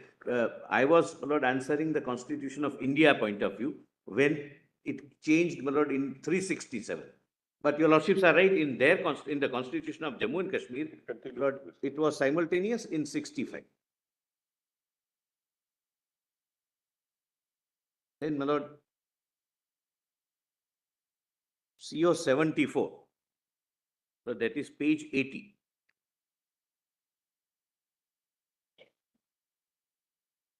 Lord, please see at the foot what changes were made.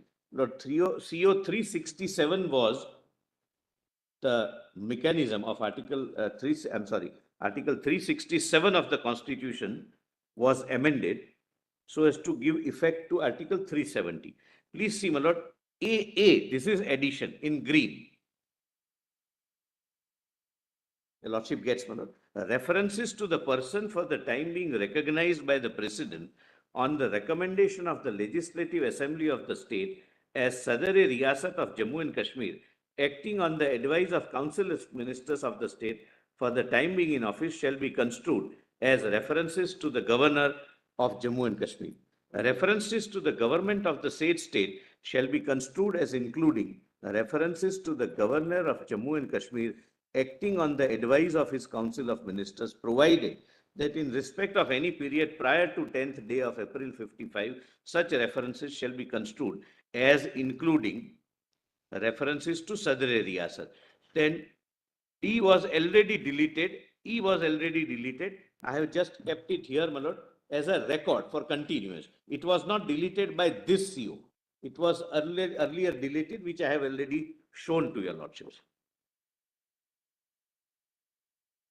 Lord, this change was the subject matter of Muhammad Maqbul Damno, this particular CO.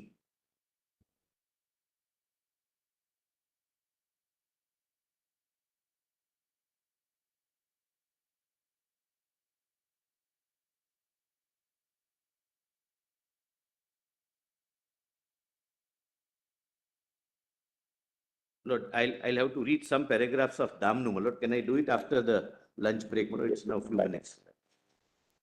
Just as an aside, Malad, during these debates, Malad, Pandit Jawaharlal Nehru intervened and he said, if you talk about outsiders buying land in Jammu Kashmir, I am totally opposed to it because big business will come in, Malad, and will destroy the entire state completely. So he was very adamant on that. That was a mistake, my lord. My I'm learned sure friend it is was a right, mistake. my lord. I'm only saying those That parts, was, those my parts learned should also friend is be right. read. Those parts, I'm not saying. That, my lord. Everything that we did was always a mistake. No, no, I'm not being political, my lord. I'm from citizens' point of view.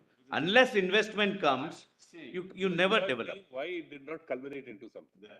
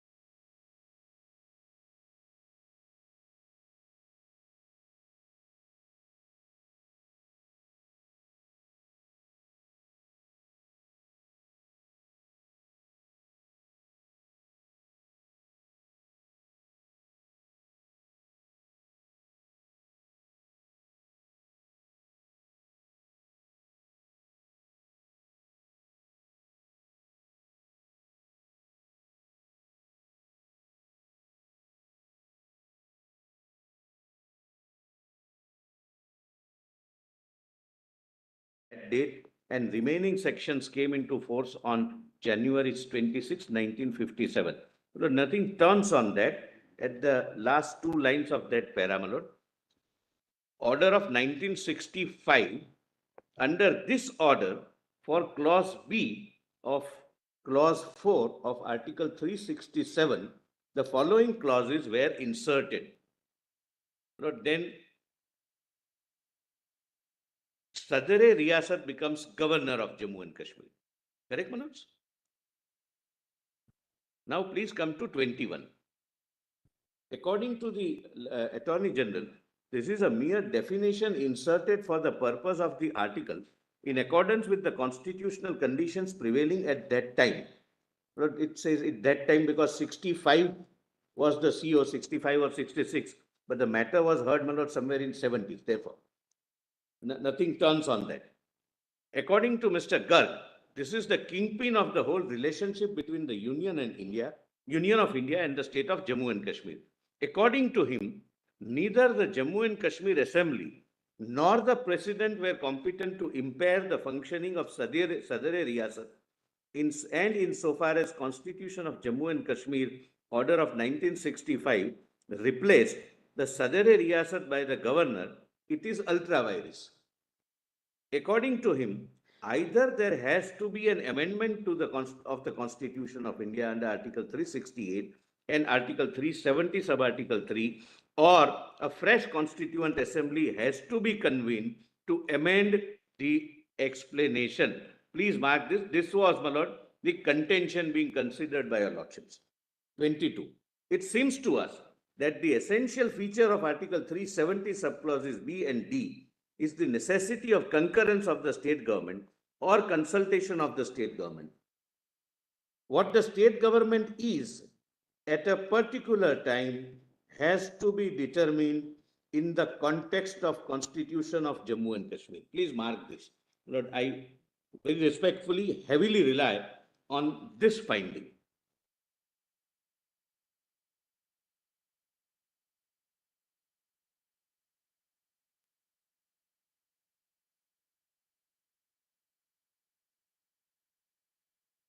Yes. The explanation did no more than recognize the constitutional position as it existed on that date, and the explanation as substituted from November 17, 1952 also did no more than recognize the constitutional position in the state. So earlier CO is also not taken into consideration. That whoever was in office was recognized by way of an explanation added to Article 367.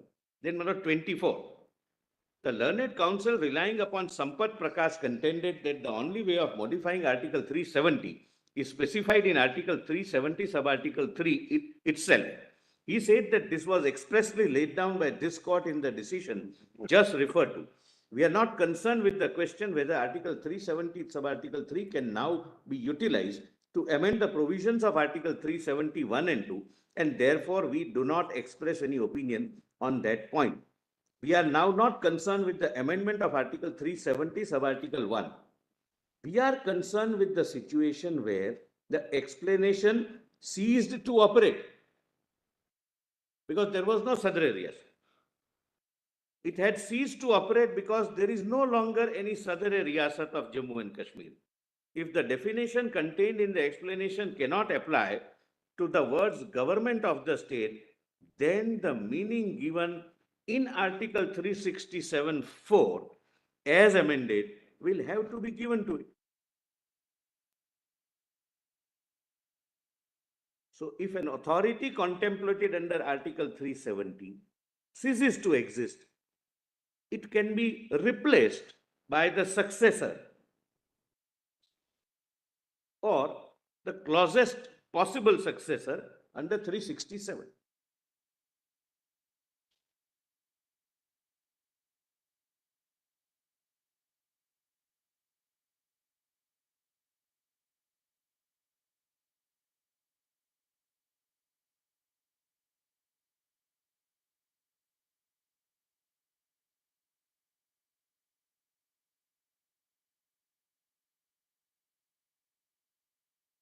Yes. if this meaning is given, it is quite clear that the governor is competent to give the concurrence stipulated in Article 370 and perform other functions laid down by Jammu and Kashmir Constitution. Now, your lordships may kindly come to the last para, 26. It is true that governor is not elected, as was the Sadri Riyasat, but the mode of appointment would not make him any the less a successor to Sadri Riyasat. Both are heads of the state. But I am not reading this in the context of Constituent Assembly being read in the same mechanism of Article 367 to be the legislature. Now coming back, my lord, to my submissions, my lord, written submissions, volume 3, combined written submissions, volume 3, my lords.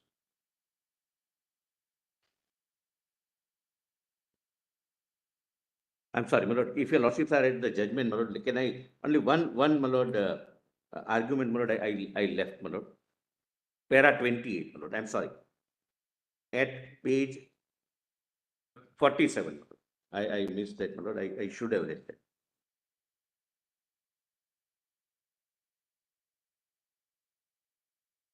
This was also an argument, my lord. A similar argument is made before your lordships by the petitioners, my lord. Therefore, I am relying upon para 28 in Damnu judgment, my lord, at page 47.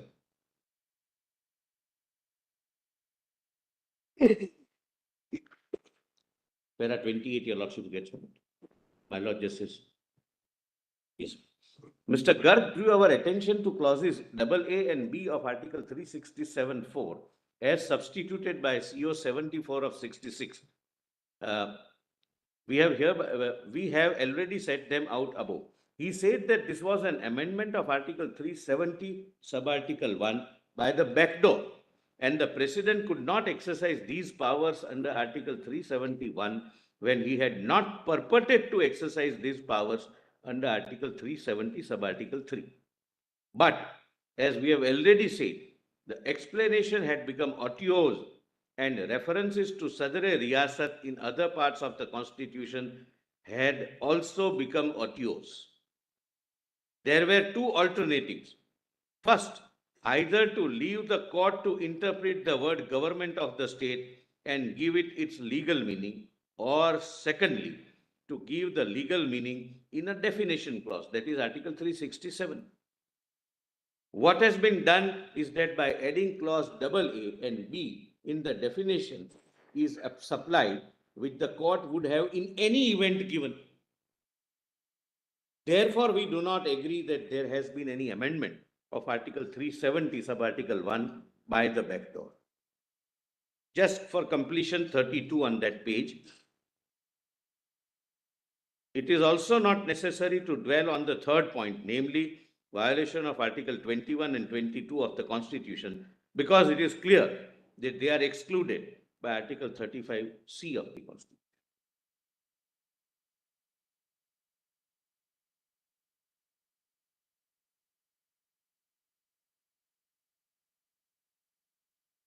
Now, my lord, coming back to my written submissions.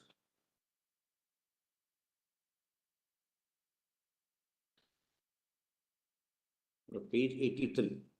Again, my lord, as I had done, I'll skip what is not, my lord, relevant right now and is added only for completion.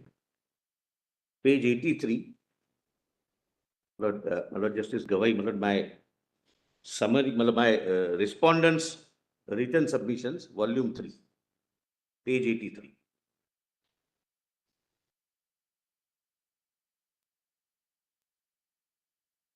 Your lordship gets that one. 17/2/1969, Article 248 was applied in a substituted form, giving exclusive power to the Parliament to make laws with respect to the prevention of activities directed towards disclaiming, questioning, or disrupting the sovereignty and territorial integrity of India, or bring about secession of a part of the territory of India, or secession of a part of territory, etc., etc. Lord, this is where the residuary power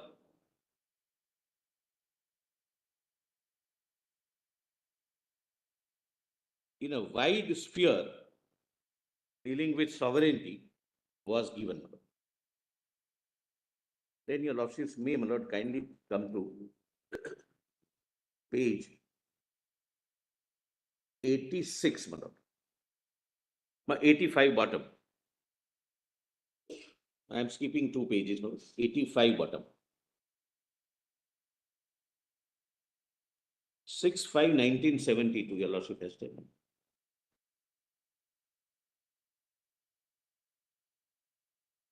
It further expands the residuary power of the parliament. CO 93. CO 93, the scope of Article 248 was increased, whereby the exclusive power was vested to the parliament to make laws with regard to the prevention of activities of disrupting the sovereignty and territorial integrity, etc., to also include taxes on foreign travel, inland air travel, postal articles, etc. Then your lordships may, my lord, come to page 87.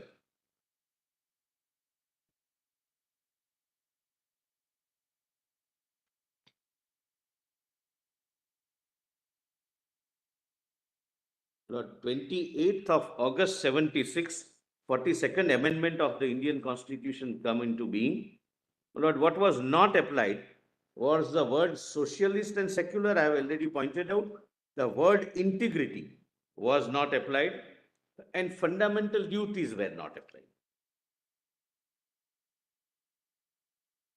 Then March to July 1977, the President rule is applied, is imposed. My lord, I have given the note. My lord, please note, my lord, as a matter of fact, till 2023, governor's rule under section 92 of the Jammu and Kashmir Constitution have been imposed 8 times, and president's rule, I'm sorry, my lord, your lordships are at page 87 at the foot of the page. Till 23, governor's rule under 92 of Jammu and Kashmir Act 8 times, and president's rule under Article 356 3 times. My lord, under 92, there is a stipulation that it cannot exceed 6 months. Therefore, then, my lord, next date, 9/5/78, 44th Amendment of the Indian Constitution was brought in. The note, the non-application of the said amendment resulted in non-application of clause 4 of Article 22, which provides for major protections against preventive detention, which were not applied. This is what they lost, and this is what they started getting from 2019.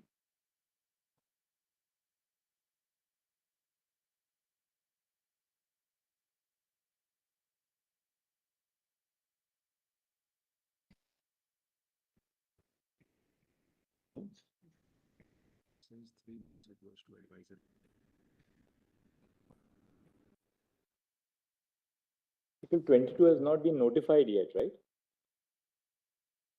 So for the rest of the country, it has also not been notified as yet. No, but it is, Manu. Is it? 22-4 is not notified. 4 to 7 is not yet. Wait, I'll check up. I'll check up.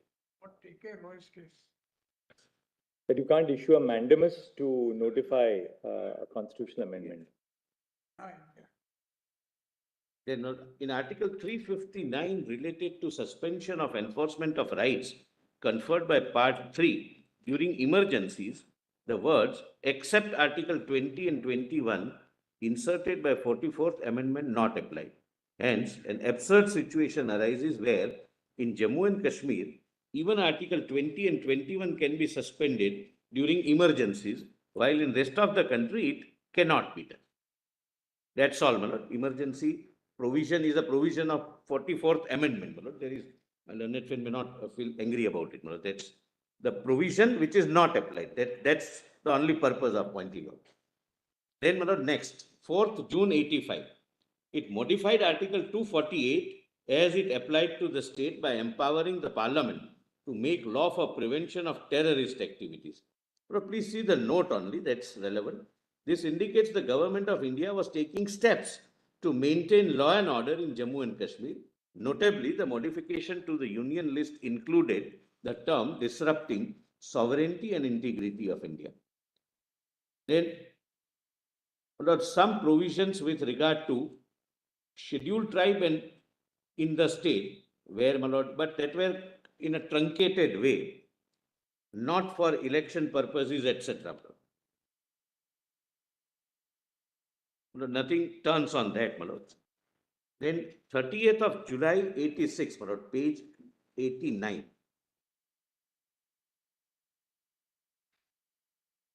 The said order, In my lord, June this is your 1985, June 1985, entry 97 was also applied, though confined to this area. Yes.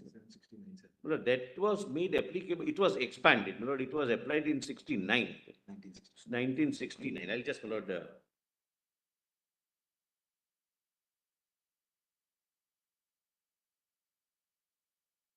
if your lordship comes to page 83, it is 17th February 1969, where entry 97, your lordship would find the first para, last second line. Does your lordship get, my lord, the Chief Justice gets, my lord? No, Lord, page 83, date is 17th February 69, yes, CO 85, the first para, last line, my lord. Further, entry Yes. 97 of the union list was applied in a modified form Right. dealing with the above subject. right.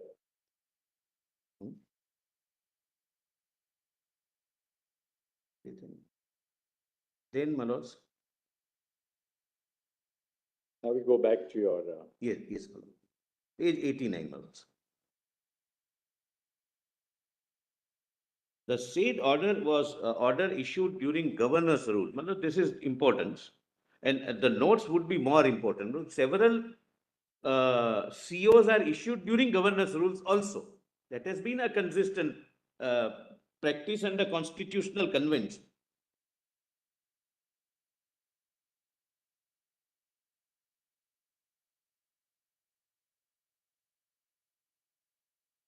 The said order issued during governor's rule modified Article 249 in its application to the state to state that the Rajya Sabha, by passing a resolution with over two-third majority, could empower Parliament to make laws on any matter specified in the resolution, bring a matter which is not enumerated in the union list or concurrent list.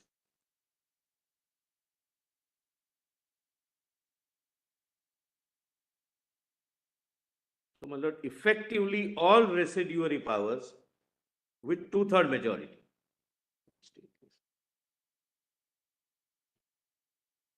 And including state list members. And this was done during governor's rule.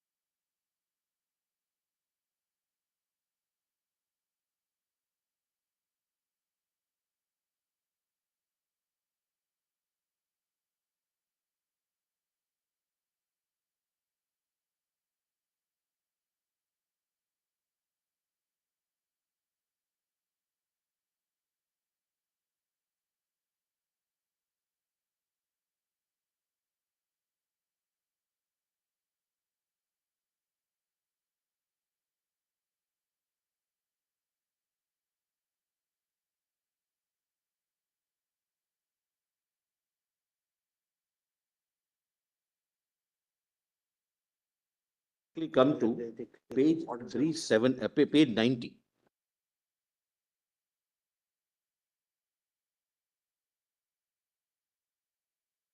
COs in fact were amending Article 356 because that prescribes 3 years. President's rule. No, I'm sorry, These were then extending the president rule as prescribed in the Article 356 because the period prescribed is 3 years maximum. but it kept on being extended by the But parliament. COs, it was extended from 3 to 4, 4 to 5. It can go up to 7, Manoj, because parliament will have to then extend it. Because situation was, Manoj, it was an extraordinary situation. During that period, it was at the, No, I'm not on that, I'm not on that. That the power to amend was excised in terms of 356, notwithstanding the proviso to yes, your lordships are right, that was done. 368, notwithstanding the proviso to. Yes, But the bodies challenged? No, they were never challenged. no, not yet. Lord, your lordships are on page 90. Page 9, yes, I'm on page 9. Yes. All 4 constitutional orders were passed under the president's rule. And president rule lasted over 6 years in the state.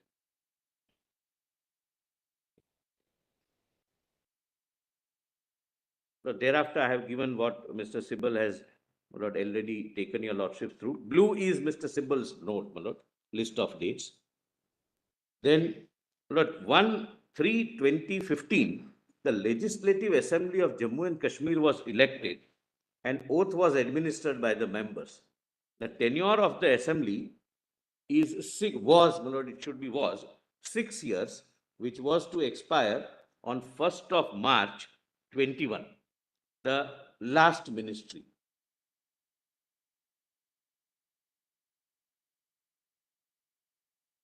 Even thereafter, my lords, can we come to the next date, 6th of July 2017, CO 269, the said constitution order harmonized the tax administration of the state of Jammu and Kashmir with the GST regime operating in the rest of India. Correspondingly, entry 82 of union list was applied with modifications. This ensured even economic unification, so to say.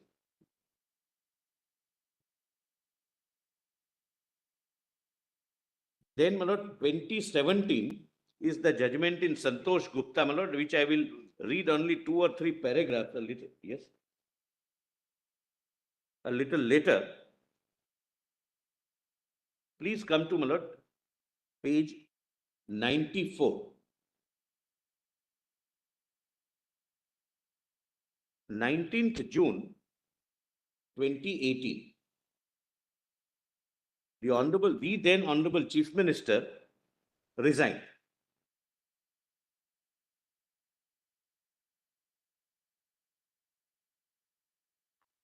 Correct, Manoj? And 20th June, 2018, the governor took the decision to exercise the powers under section 92 of the Jammu and Kashmir Constitution. Now, my lord, couple of things your lordships may note at this juncture. This is appointment of imposition of governor's rule in June 2018. No contemporaneous challenge by anyone, either a political party or any elected member or any citizen, anyone.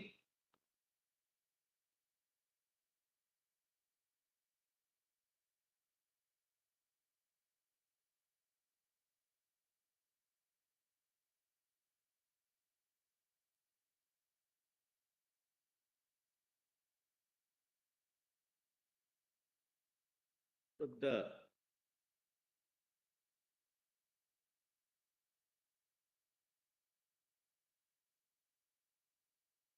the first challenge comes after 14 months when the impugned action of 5th and 6th August 2019 is taken.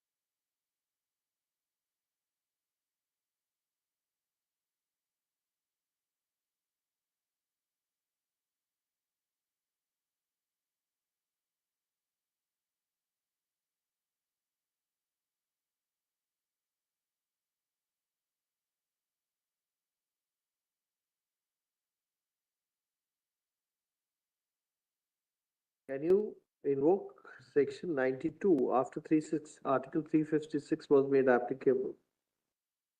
No, Article 356 came subsequent. Yes, yes. Nobody's raised that issue. But subsequently 356 comes. So I'm if just- there was, yeah, I understand my lord the query. Even if there was an irregularity which is cured subsequently by 356, after 6 I'm even saying that. But your lordships are right. My lord, that is the reason why ultimately I would show, my lord, the constitution of Jammu and Kashmir is required to be repealed because it can never coexist. Once you apply the entire constitution, you cannot have a situation where there is a separate document of governance operating. It was, my lord, according to me, it's a separate argument, a piece of legislation, but your lordships are right.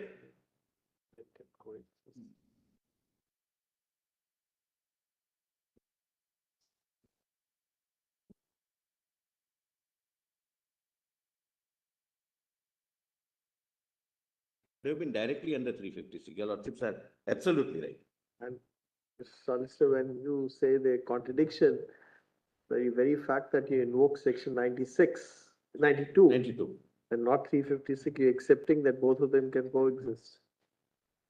Qua 92, yes. Otherwise, there are several provisions which I'll be able to demonstrate. But, my lord, in any case, that's my lord, a separate submission on that. My lord. Why? How Jammu and Kashmir constitution would not exist the moment, my lord, 370 sub-article 3 is invoked. But Can your argue- lordships are right. You can argue, but other way also, there are other arguments available to make that argument, Correct. or that submission. My lord, thereafter, on 21st of November 2018, the Constituent Assembly is dissolved.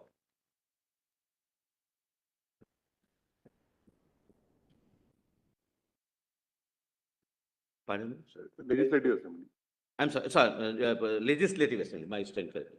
Well, Legislative Assembly was dissolved. No challenge to this contemporaneously.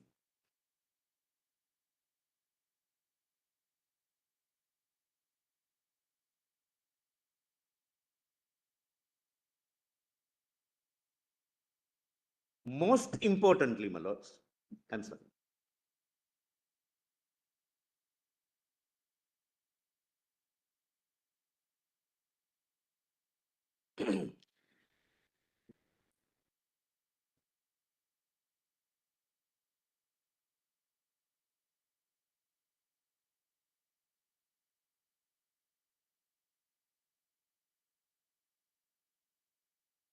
Today, there is no challenge to the dissolution of the assembly. The petitions which were filed after 5th and And 6th that of resolution also takes place in the Constitution of India as applicable to Jammu and Kashmir. your lordships are. In Your terms of Lordship, section 53. it should have been, my lord, under 117.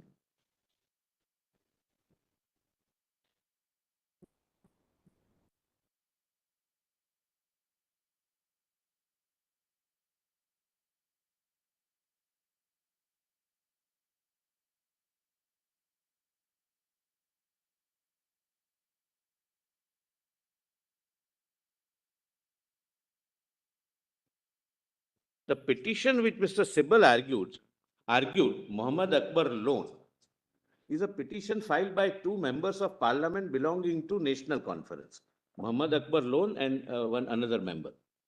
No challenge either to the governor's rule, president's rule, or dissolution of legislative assembly. One IA is filed by the former chief minister, argued by Ms. Ramkrishnan, in 2022, IA for impleadment.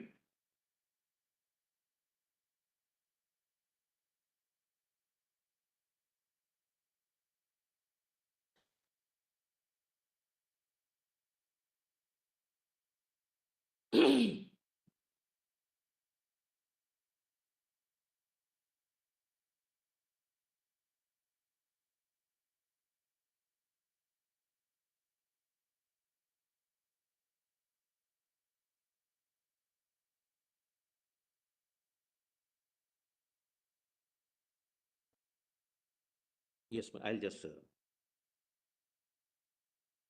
double. That is IA number, your lordship wants. No? IA number is 154272 of 2022. 15. 154272 of 22 in writ petition civil number 1099 of 19.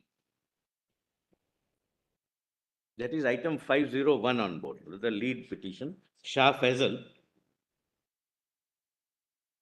Now not my lord, Shah Faisal, but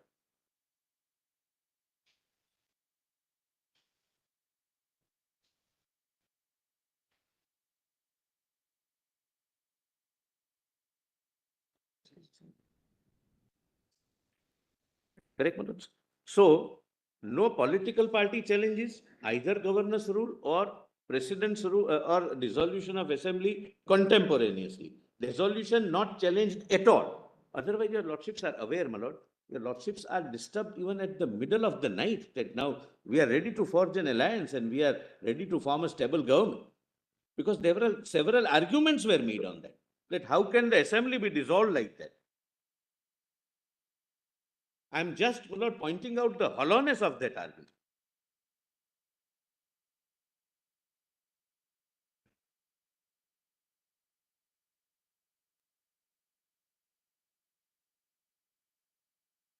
But before I go further, Lord, I must deal with one submission. So writ petition civil 1099 of 2019 did not challenge these three things. My lord, writ petition is by, Did not challenge the governor's rule, president's rule, or before no, that. no, my lord, I must point out, the governor's rule is challenged, but after 14 months, when After in 5th and 1099. 6th of August 2019, when that was, must be being drafted, it must have been advised that you have to challenge the main imposition. That appears to be the case. So the governor's rule was challenged. Challenged after 14 months, Then obviously the president's rule would have been also challenged. yes, It's bound to be, bound to be. yeah, And bound to the- be. And dissolution of the legislative assembly is also challenged. Is not challenged, Is not challenged. is not challenged, still not challenged. In any of the petitions till date. Till now, none of the petitions it's challenged. Yes, none of them. And that's in terms of section 53(2). Yes. And, my lord, the petition argued by Mr. Sibal, which was which is number 10 loan, Abdul, That was 10. Muhammad Abdul loan, my lord, which was by NC, my lord, National Conference, not even president's rule or governor's rule under challenge. Well, I have a list, my lord. I have the list, my lord. I'll just show that list, my lord, to your lordships. Where is that list? True of fact, what is the governor's rule was challenged through a PIL filed in this court, dismissed. There was a PIL filed in this court, challenges governor's rule, was dismissed by Justice Gogoi. I'm And coming I'd be to- very happy if this court were to say that because all this was not challenged, the entire process that is adopted is constitutional. Where did I argue that, my I'd be lord? Why very the happy, learned friend? very happy if this court were to say that. My lord, where did my learned friend, my lord, why is he presuming what I'm going to argue? Since you are talking about it. No, I'm talking about it because half an hour of a political kind of an argument was made. How can you dissolve the assembly like this? What are the powers of the governor, etc.? Constitutional bench of this judge, of this court has said you can't do it. Correct, not but a you can't political argue it without the challenge. I have never made a political argument in this court and your lordship knows about it. Not a single political. Lord, if there is no challenge and if you raise a plea that there was, the governor should never have dissolved, it becomes a political argument. It's not an argument based to But suppress. taking your point that Mr. Sibal's writ petition, there was no challenge to president's rule, governor's rules or the dissolution. Yes, and dissolution not in challenge in any of the petitions. That we got. So, my lord, that question your lordships need not go into. That's the, my lord, respectful submission. And my learned friend is right. So please, if you don't mind. Paper book 501.7, in fact, their counter affidavit has a listing of all the prayers of all the I petitions. was going to say that, please allow me. I have prepared a list and place it, my lord. This is the submission in support of my, my lord, plea that your lordship need not go. So,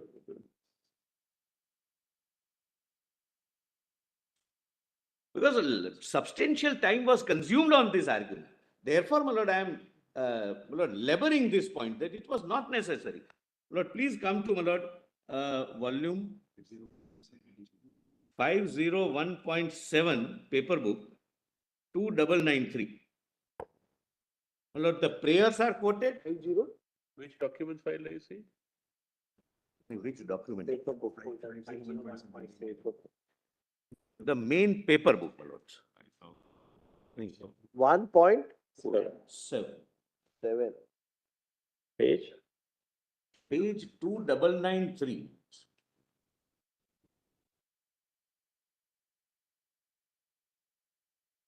Why would I not point out something which is in my favor and I have placed with my reply? Folder, 2993. there's various item numbers.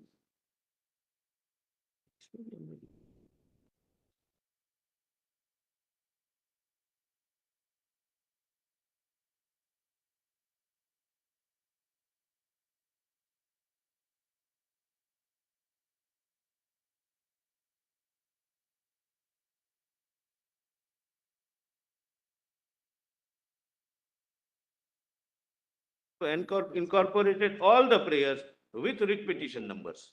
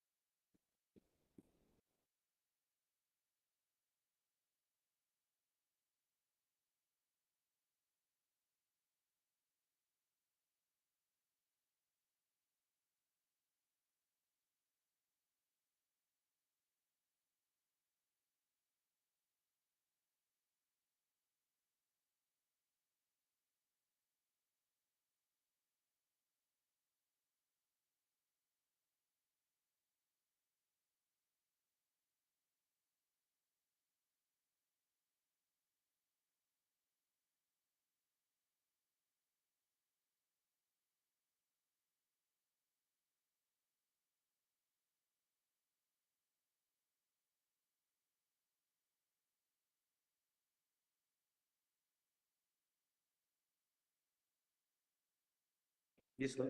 2993 is a.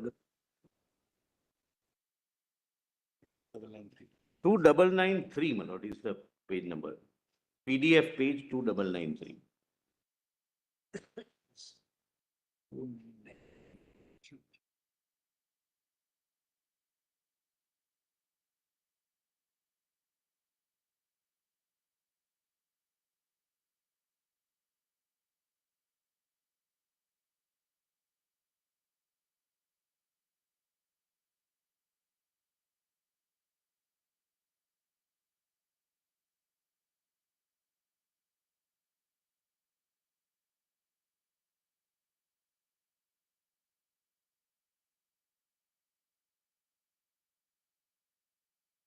Your lordships have seen the chart.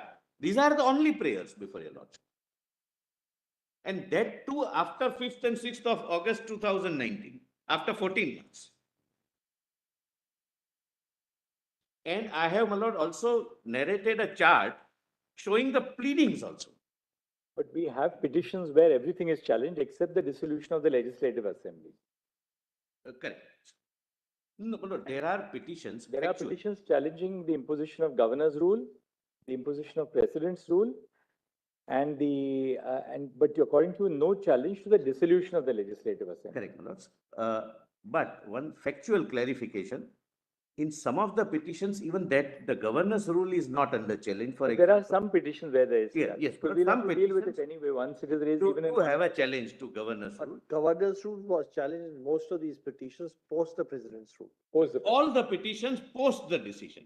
That is Except why I. what Mr. Sibal said, there was an earlier petition filed which was discussed. Yes, my lord, that's what, my lord, I have pointed out, my lord, in my summary of submissions, my lord. Please see, my lord. That is, my lord, at page. If there were no actions on fifth and sixth, we won't be here. We wouldn't have challenged anything. We are challenging the actions under those provisions. No, That's let, all. Mr. I'm Sibal. just saying. we wouldn't No, no, be I here. am also, whenever interrupt, I am just saying, but don't do that. It's not- That's why the rejoinder stage is always there. I understand your discomfort, but what can you do? What can I do? वो जो, I mean, I understand you. Lord, PIL. Not PIL, it was not a PIL. I'm sorry, it was not a PIL. My learned friend, my lord, possibly not correctly briefed. It was PDF 250. Take, my lord, PDF 250. I have, in my written submissions, my lord, I have done this. One MLA challenge, it was not a PIL. Please see, my lord, the order of this honorable court. Let him finish with argue about this. And kindly have a look at, my lord, at PDF 250. Same paper book. Yes, my lord. Which paper? No, I'm sorry, volume paper. No, I'm sorry, written submissions paper. You are taking us back to volume 3? No, my lord, the same volume 3 of written submissions. That's what I'm saying. Yes, there, PDF page 250. This Gagan Bhagat was not a PIL petitioner, he was an MLA. BJP, MLA. We argue, anyway, my lord, we learn from my lord, senior, my lord, I will not say anything more than that. Yes, I know. I am only arguing a matter, my lord, I have no political, Yes, let it finish then. My lord, I have nothing, this is a constitutional point for me. Your lordship gets that order, my lords? This was a petition challenging precedent's rule. Yes. No, I have this. Governor's rule. No, this was dissolution, I'm sorry, dissolution, This was against what, challenging dissolution or the governor's rule? dissolution, Dissolution. dissolution.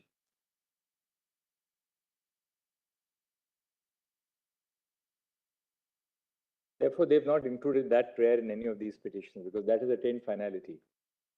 But that's what they came to know when I say in my written submissions. They were not aware of it. They have not mentioned that we have not challenged because it is affirmed by the Supreme Court. I'm sorry, ma'am.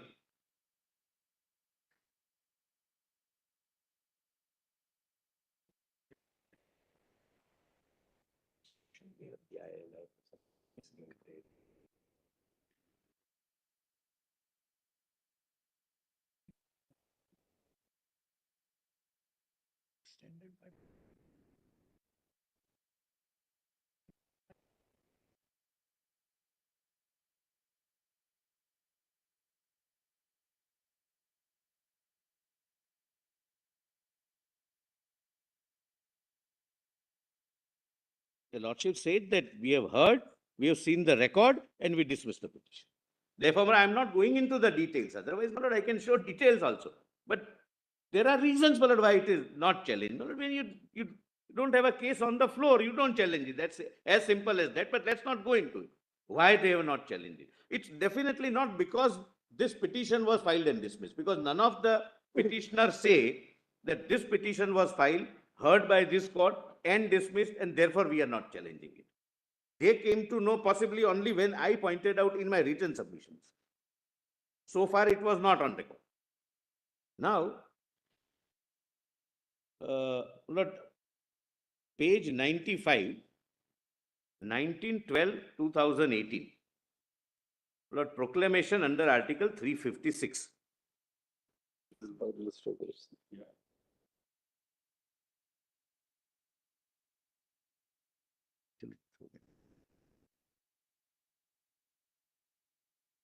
Lord, here, my lord, I must answer one question. Lord, suspension of proviso to Article 3, my lord, that was an argument. Lord, there are two arguments. The argument was advanced with a nuance that this was a device to bring certain legislative enactments or certain parliamentary actions by suspending the provisions of the article, the proviso to Article 3, namely the reorganization. Like that was the allegation. Correct, my lord, your lordship recollects that. As a matter of fact, right from the inception of this country, whenever president's rule is imposed, proviso to Article 3 is state. We have studied each and every proclamation issued by the president under Article 356 with regard to each and every state, not Jammu and Kashmir. Proviso to Article 356 is suspended in every case. And please have a look at, my lord, the chart which I have, my lord, placed at page 227 of this very file, my lord, of this very volume.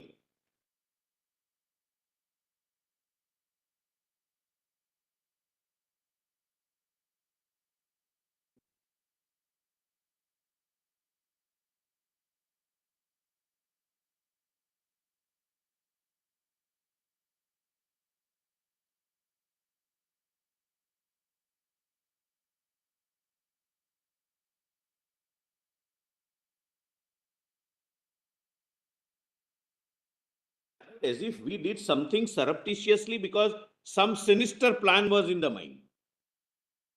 This happens right from the inception. The first president rule was in Kerala in 1957. Since then, my lord, we have studied, and my lord, we have the learned AG also has the volume, my lord, if your lordship would like to see that. But I have said so. So please come to page 227 of this very volume, my lord.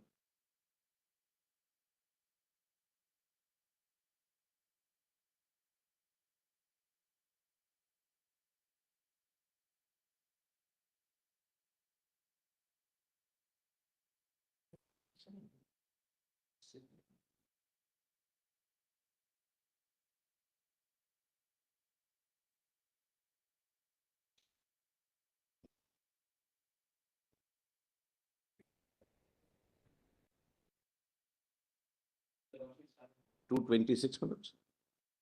Now, please see Andhra, Arunachal, Assam, Bihar, Goa, everywhere, my lord, suspended. The lordship would come to page 9, clause 9, erstwhile state of Jammu and Kashmir.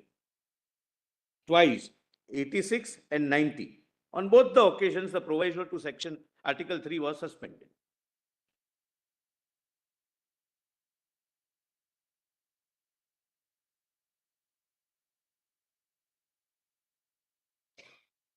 There is a reason, my lord, why this format is used. It's not to do something surreptitiously.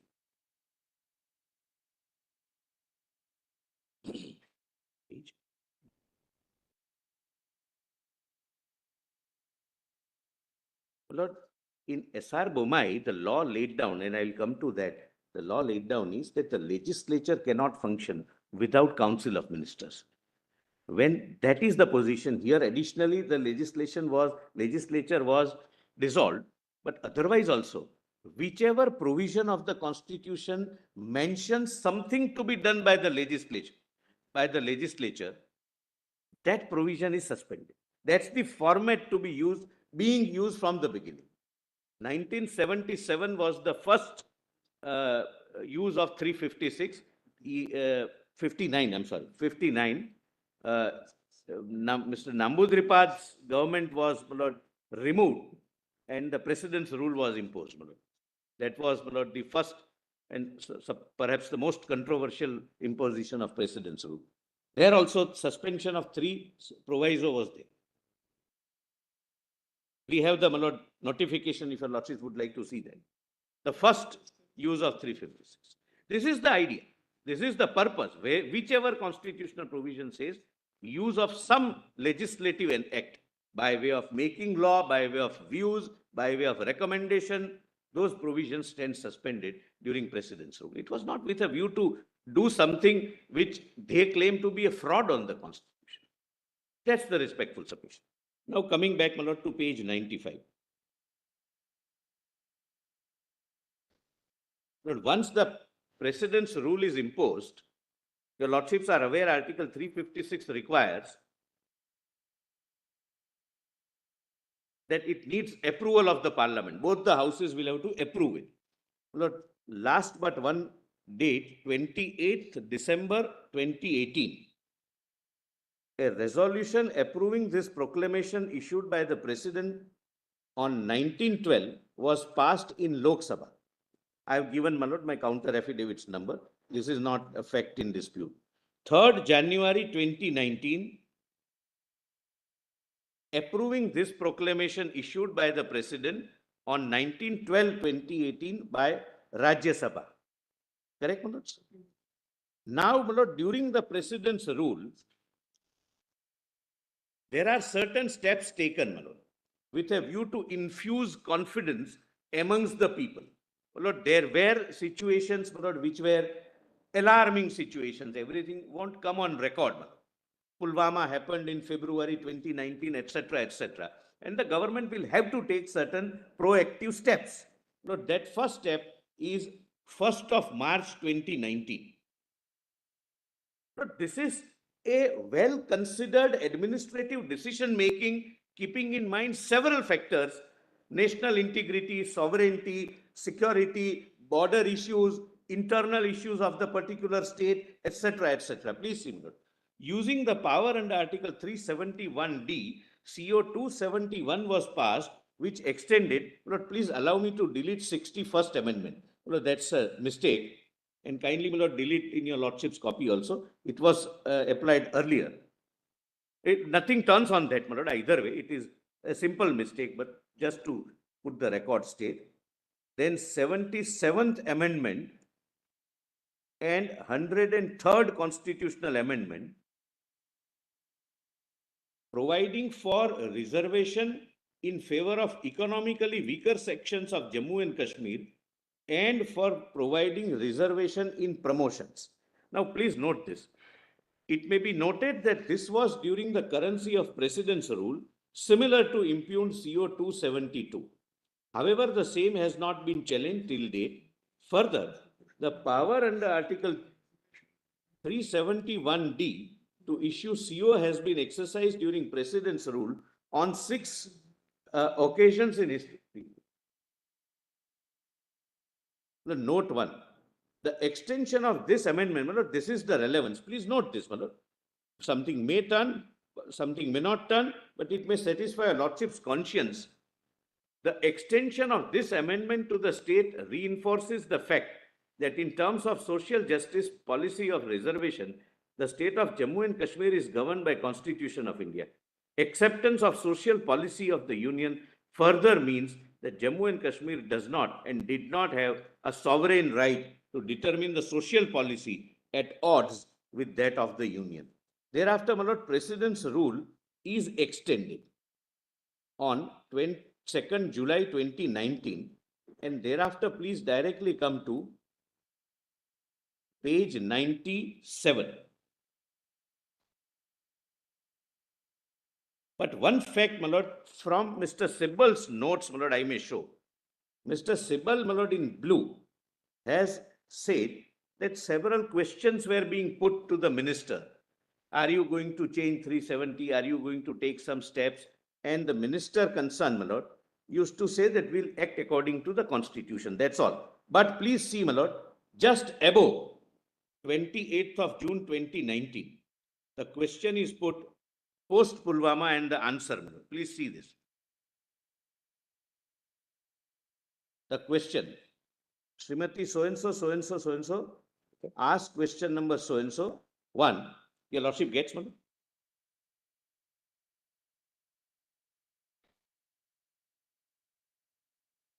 Charging, my lord? Referring to page? I'm sorry, my lord, page 97.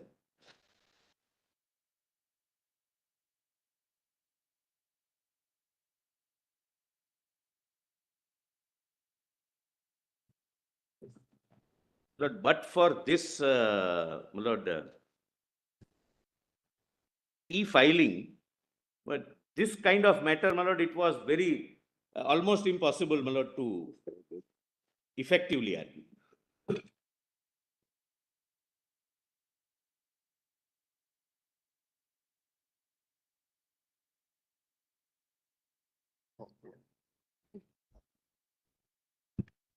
other way around. Other way, just turn it around, no? Turn it. Yeah.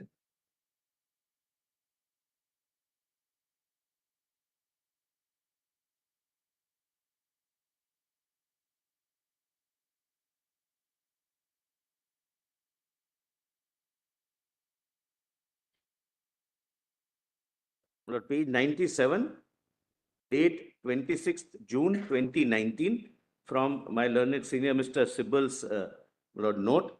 Srimati so-and-so asked question number 485 from the Minister of Home Affairs as to A, the viewpoint of the government regarding Article 370 and 35A in respect of Jammu and Kashmir.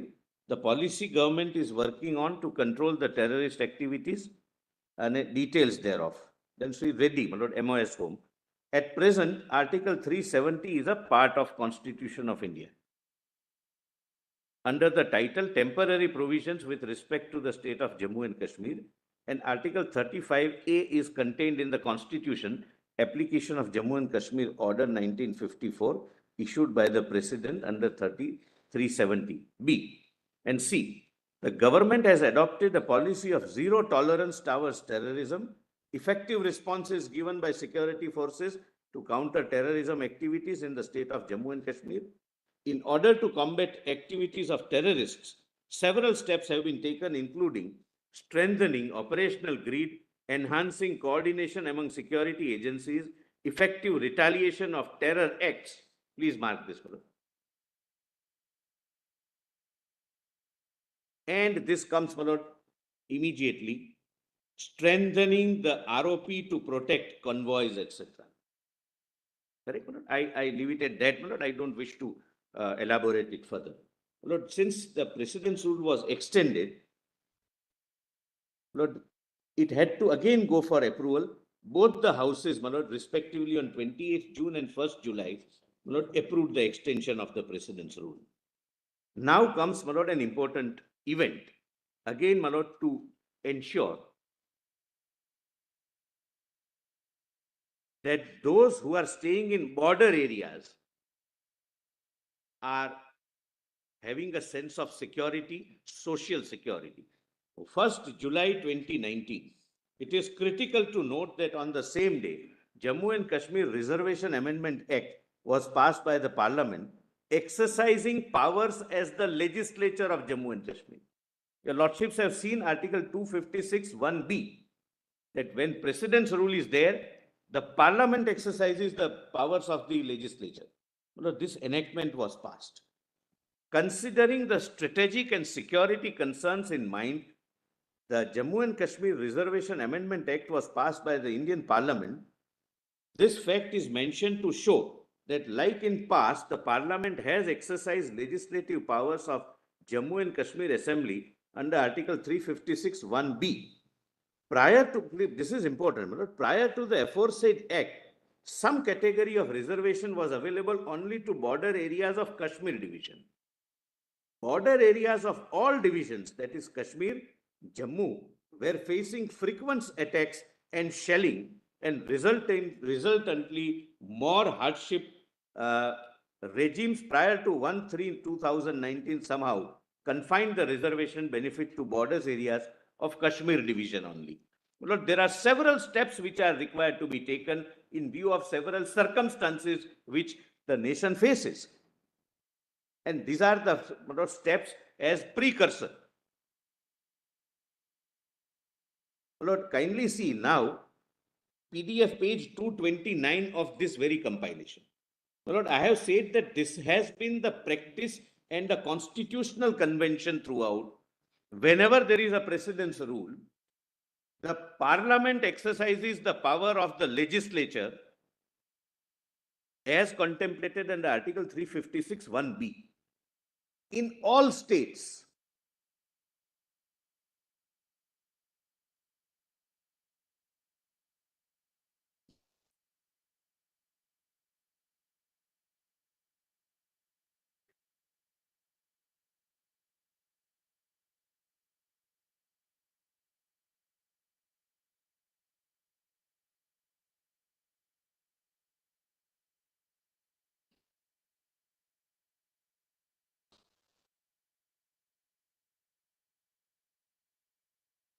Yes. My lord, page 229. I'm just, my lord, I'm not reading, but I have taken, my lord, till date, whichever are the acts passed by the parliament, acting as a legislature of the state during president's rule, the list is given, my lord. But there are total 248 such laws passed. My lord.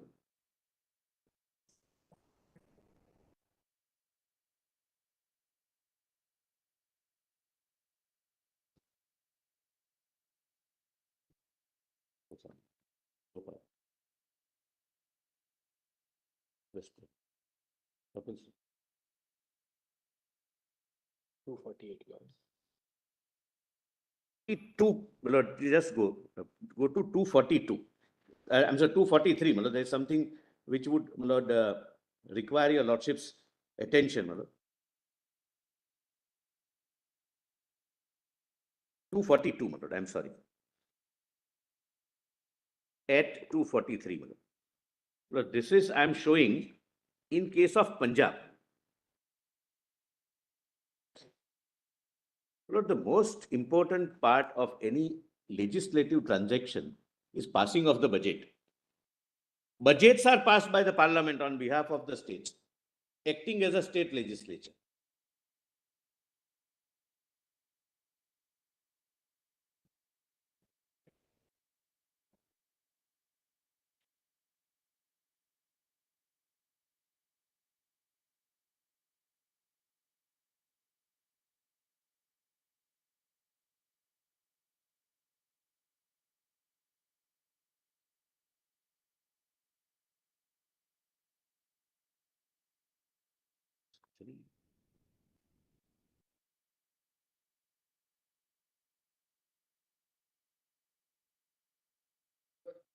To, my lord, the important part, 243, and I'll point out, my lord, what is the relevance of showing this. In case of Punjab, your lordships would find item number 31, the Punjab Reorganization Bill. Your lordship gets that? Yes. My lord Justice, my lord, 240. But during the president's rule, the parliament acting as the legislature even reorganized the state of Punjab. Something which happened here, my lord.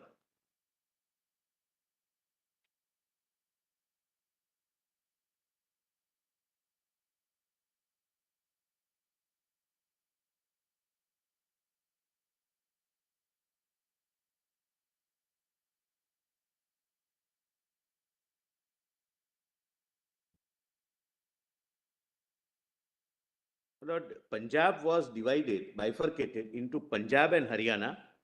Chandigarh was carved out as union territory, and some part of erstwhile Punjab went in Himachal.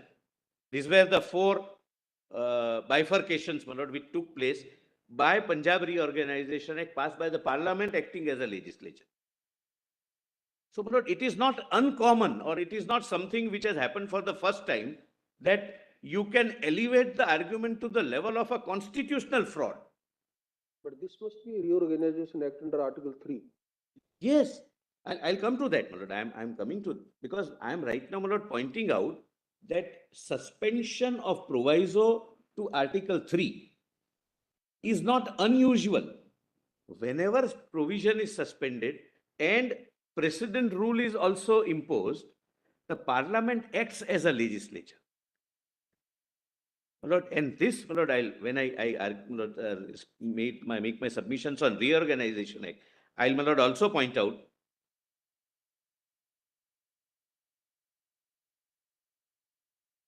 this reorganization act was challenged on this very ground before Delhi High Court.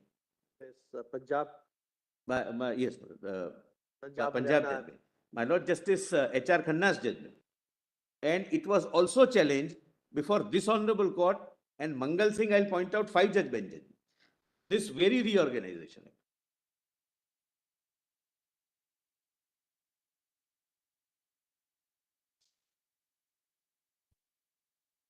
Now coming back, my lord, I'm sorry. Yes.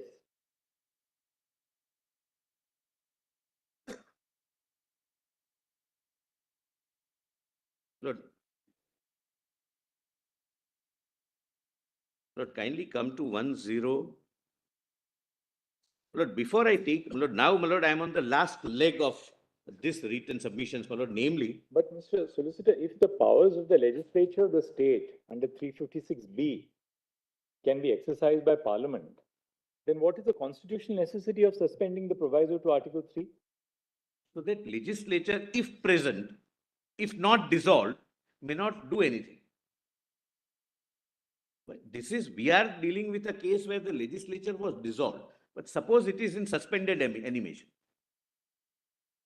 The legislation remains, the legislature remains. It might assemble and pass a resolution. To be very frank, except in the case, possibly the case of Punjab, I don't think Article 3 would have been invoked in many other cases. But as a matter of convention, what has been happening is whenever 356 is imposed, going by your submissions, proviso to Article 3 is also suspended. Suspended. Because the power under Article 3 is different from the power of legislation. Correct. No, my Lord, I'll, my Lord, point out, 356, my Lord, kindly, just taking a That's little what was detour. highlighted was power under Article 3 is different from the power of, which is conferred of making legislations, making or enacting laws. That's where, my Lord, I would like to say something, if your lordship takes 356, taking a slight detour, my Lord. No, it says to cause about functions. This is the power of the Power. legislature. Powers, Legislature. powers. No, not just powers to make laws. Correct, it's broader, it's All broader. powers. All powers, and now please see proviso to sub-article, to Article 3. Proviso to Article 3.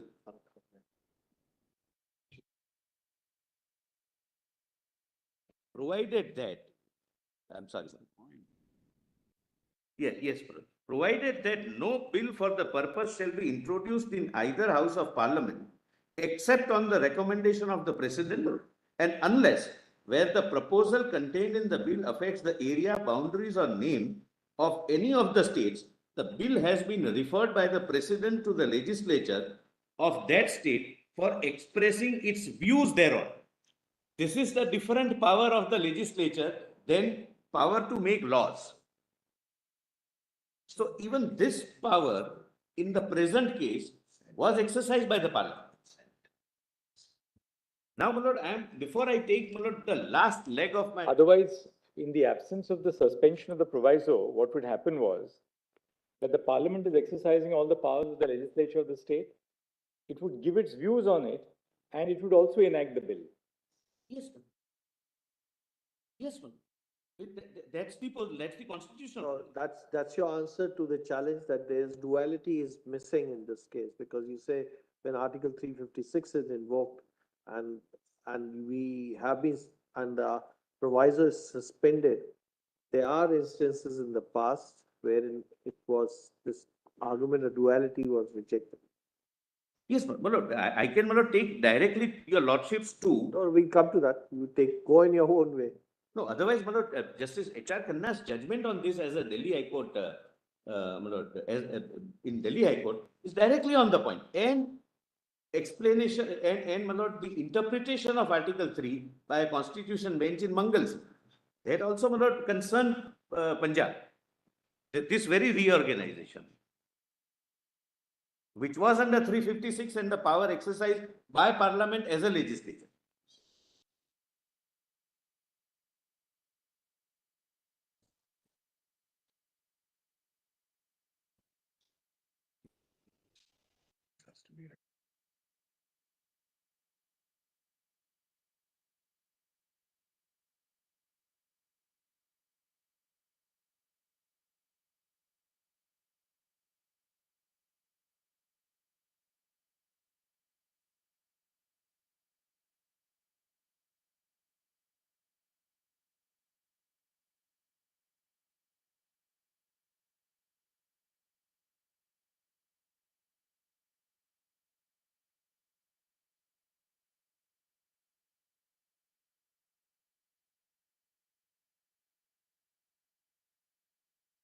But in Punjab, incidentally, even views were not taken of the Parliament as a legislature, saying that the assembly is suspended. So straightway, the reorganization bill was passed. As a reorganization, my lord, this is interesting, and I'll show that judgment. What happened was, in the erstwhile state of Punjab, my lord, for example, there were 85 seats of MLAs. Now some portion goes, so 85 became 70. The remaining 15 challenged them. That how have you taken away our right to continue as members of the Legislative Assembly? And the number was lower than even minimum prescribed for any assembly to have. And then the question arose about Article 4, that you can make incidental provisions which might even amount to amending the Constitution but would not be treated as amendment of the Constitution. Constitution bench of your lordship. But since, my lord, we are on this, let me, my lord, show Justice H.R. Khanna's judgment, my lord, because your lordships have just seen Article 356 and Article 3. My lord, kindly have a look at, my lord, Volume 1, my lord, compilation Volume 1. That is a separate argument, but at this stage, my lord, I'll just show these two judgments, my lord, just to.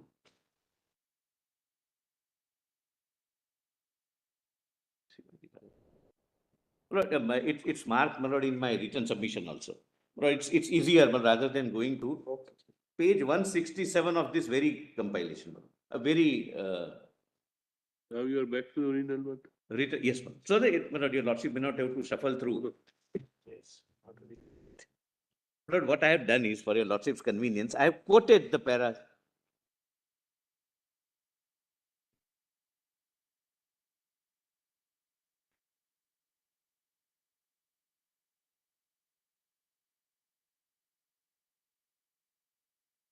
Of my written submissions, my lord. That is joint written submissions, Volume 3.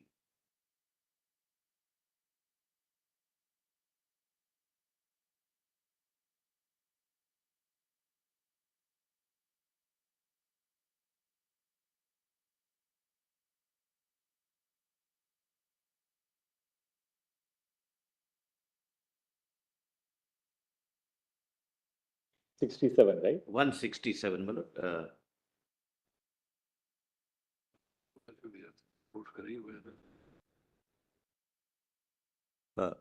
On reading Article 3 and Article 174(1) of the Constitution, along with above proclamation of the President, it is seen that the President had suspended the power of Governor to summon the House or each House of Legislature of the state, which by itself prevented the state legislature from meeting, and also suspended the state legislature from meeting, and also suspended so much of proviso to Article 3 of the Constitution relating to the reference by the President to the legislature of the state.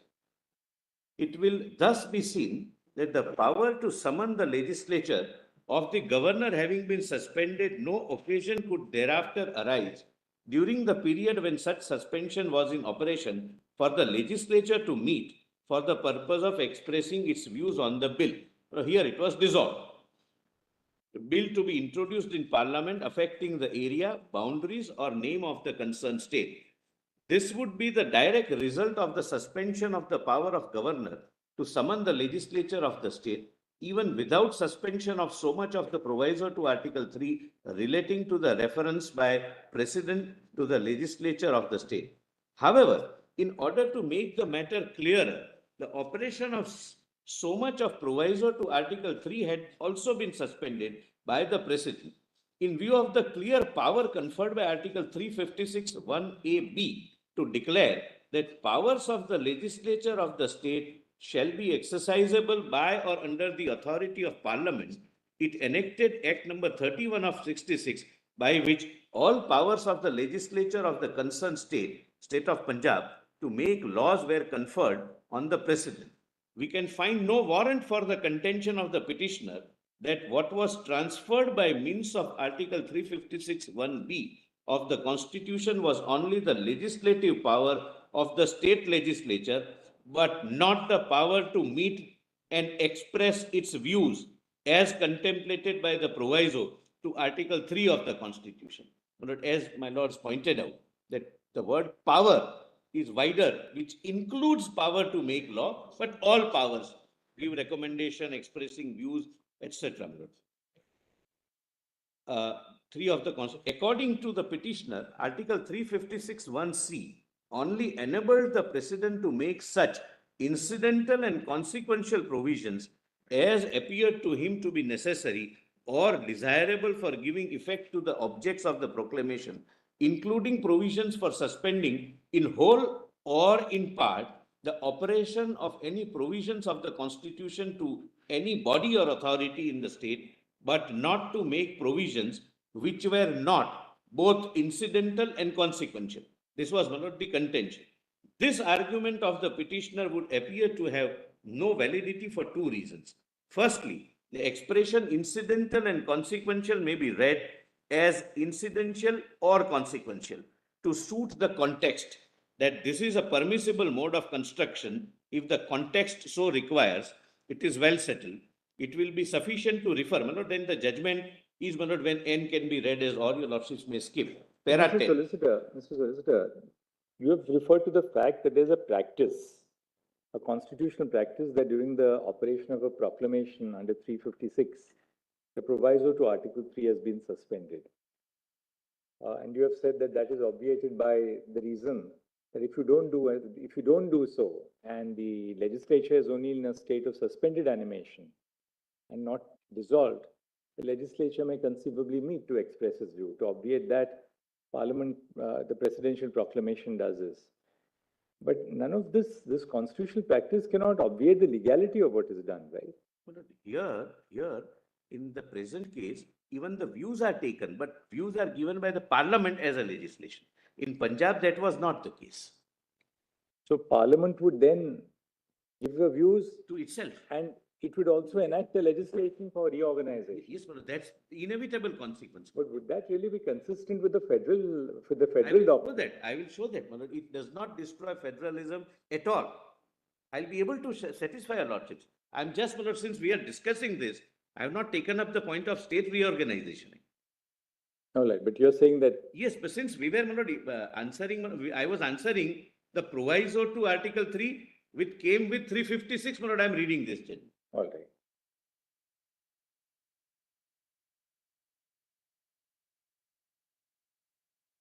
Para 10, my lord.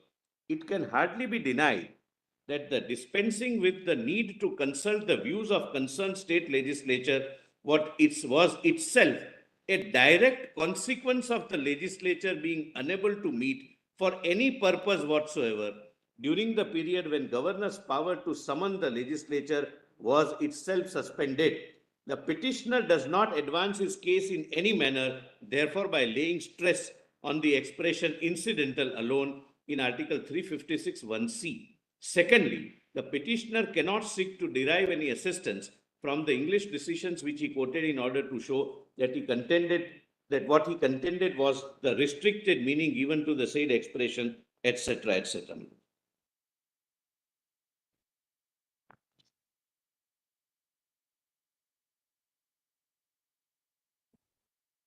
It could even have been that It refers to the earlier incident in the case of erstwhile state of Travancore and Cochin, probably also under 356. May not have been challenged in that case. not to my knowledge, my lord, it was not. Paragraph 95 it refers to. Paragraph, my lord, your lordship, sir. 5. Huh. Novel situation has been taken place in past. Punjab was passed. Further, the erstwhile state of Travancore, Cochin was also reorganized during Article 356. Lord, in both the cases, the views were not taken. Possibly it takes into account sometimes there may be a breakdown of constitutional machinery within the state when the reorganization itself Is the solution. When there is a, my lord, kindly appreciate, my lord, by this, my lord. I'm sorry, not kindly, my lord, consider this. Lord, when the reason for imposition of the precedent rule is such that to bring that state out of the situation which resulted into imposition of precedence rule, maybe state requires to be reorganized. Then, my lord, the position cannot continue as it is. The President of India can take a call that the only solution of the problem is reorganization of the state. And your lordships are, my lord, my lord, the arguments repeatedly advanced was that there is a retrograde step. We were brought down from state to UT state. I will show, my lord, from the reorganization. It's a state for all purposes. It's a state with legislature, with only power of police with the president. It's a detailed state reorganization. Everything was factually wrong, that my consolidated fund has gone, my representation in parliament has gone, my election voting in president's election is gone. Specific statutory provisions are made. GST council is gone. Well, these are the arguments which were. So, but I am coming to that reorganization. The UT, my lord, is essentially as much a part of federal structure as any other state. In a given set of facts, Lord, your lordships have, my lord, I don't want to jumble up, my lord, my submissions, but there are, my lord, submissions. What would be the contours of your lordship's examination once your lordship finds that 356 exercise was not to be faulted with? What happens thereafter? There would be a restricted scope of judicial review. That's what Bomai has said. It's a narrow compass doctrine. No? Your lordships are aware. My lord, I'll take your lordship through them. But here, to obviate that also, the views of the parliament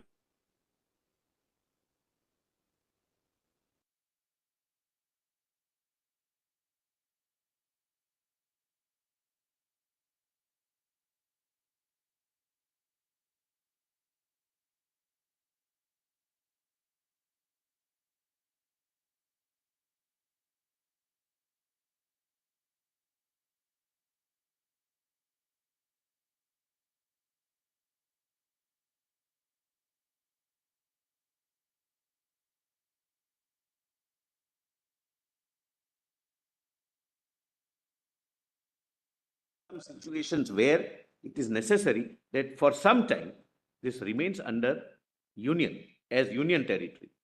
And the Honorable Home Minister on the floor of the House has said that this is a temporary measure. Ultimately, it will become a state. But that's a separate argument. But I'll come to that. Lord, now I may, my lord, complete, my lord, my written submission, my list of dates, my lord. What page? My lord, I was at page 102. My lord.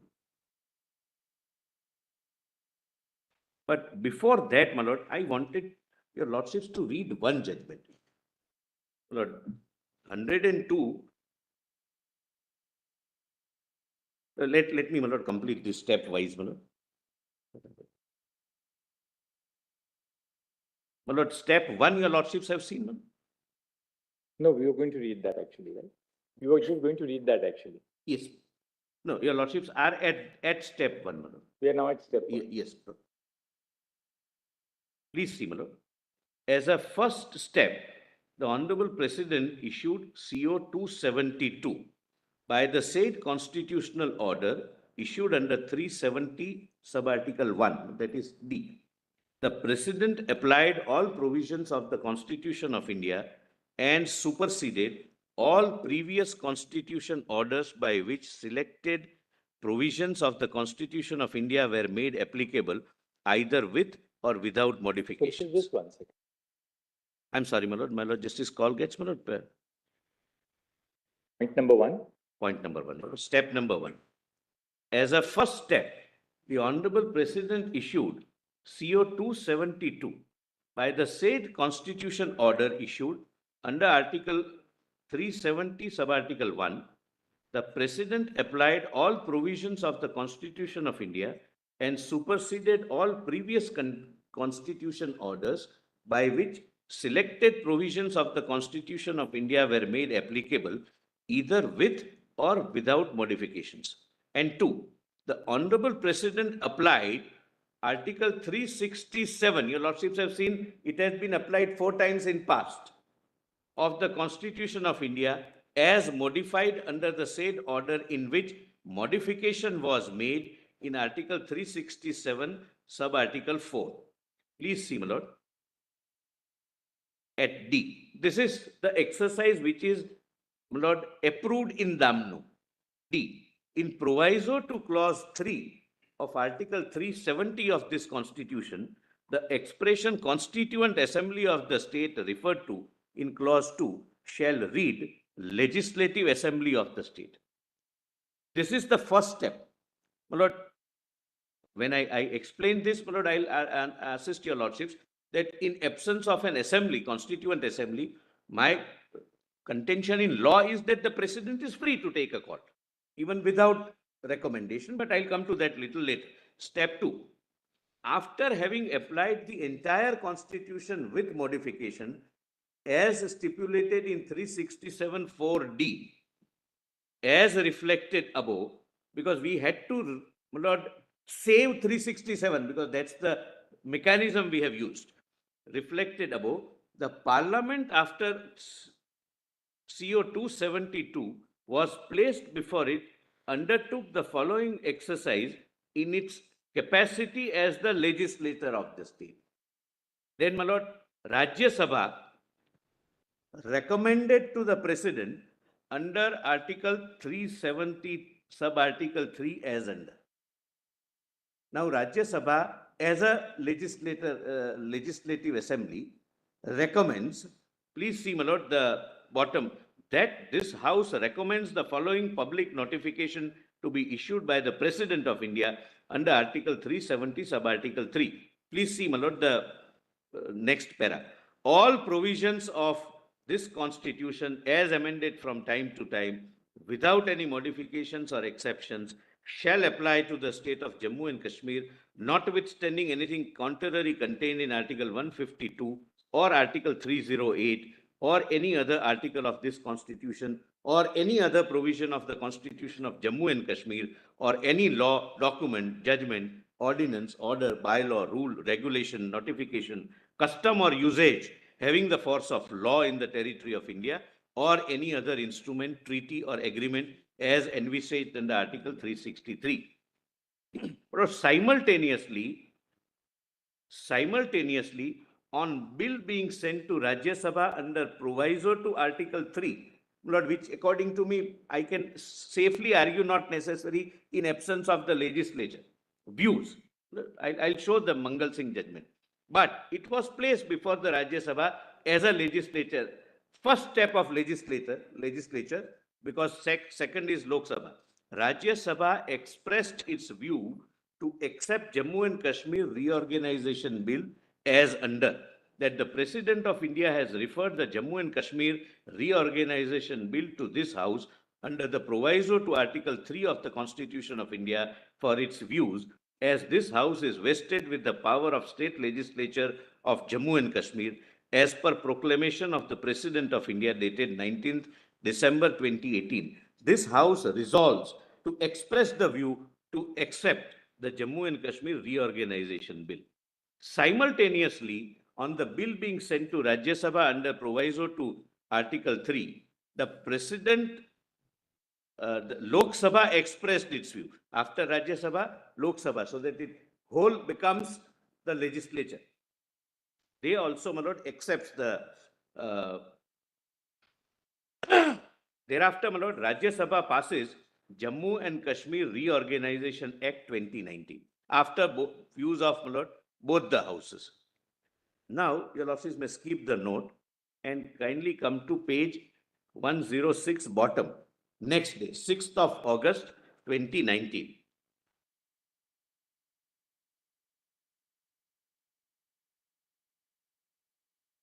The lordships have seen, my lord, the recommendation of the Rajya Sabha acting as a legislature under Article 370, sub-article 3. Now it comes before Lok Sabha. On 6th August 2019, again the Parliament commenced its proceedings, exercising its function as Legislative Assembly of Jammu and Kashmir. The following legislative activity took place. Lok Sabha recommended to the President under Article 370, sub-article 3, not same, I'm not reading it, recommending to the President that you apply all provisions of the Constitution as was recommended by Rajya Sabha. And Lok Sabha passed Jammu and Kashmir Reorganization Act because the views were expressed the previous day. So both the views and act, it becomes an act namely Jammu and Kashmir Reorganization Act, and both the recommendations which now culminates into, my lord, 263, CO 273, I'm sorry, 273. My lord, please see page 108. Further, in the appendix to the bill, a comprehensive schedule contained the list of central laws made under the Union list and the concurrent list by the Parliament, which would henceforth be applicable to the Union Territory of Jammu and Kashmir and Union Territory of Ladakh. The amendments have also been carried out to the existing state laws made under the state list by the erstwhile state legislature in order to bring them in line with all provisions of the Constitution of India. So they become now Constitution compliant. It is critical to note that the said Reorganization Act applies an already existing constitutional provision, that is Article 239A, to the region. It is stated that the same counters the assertion of the petitioners that it was in breach of federal structure. It is stated that Article 239A itself is a part of federal or asymmetrical federal structure and cannot divorce the concept from the landscape of Indian constitutional law. Article 239A, applicable to Puducherry for decades, is one of the ways of maintaining federal relationship between region and center and cannot be said to be arbitrary and irrational. Then step 4 and the last step, CO 273. President issued CO 273 in exercise of powers under Article 370 sub-Article 3 of the Constitution as amended by CO 272, declared that Article 370 would cease to apply with effect from 6/8/29. This is what is impugned. Thereafter, my lord,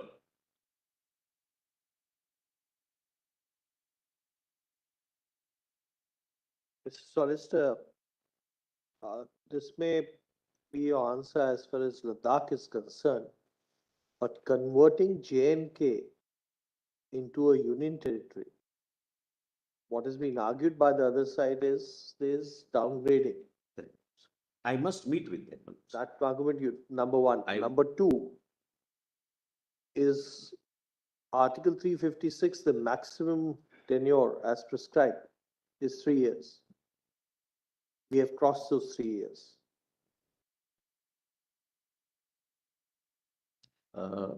At the time of, my lord, I'll answer that, my lord, but 2019 we have not, and thereafter, my lord, we are in a different regime.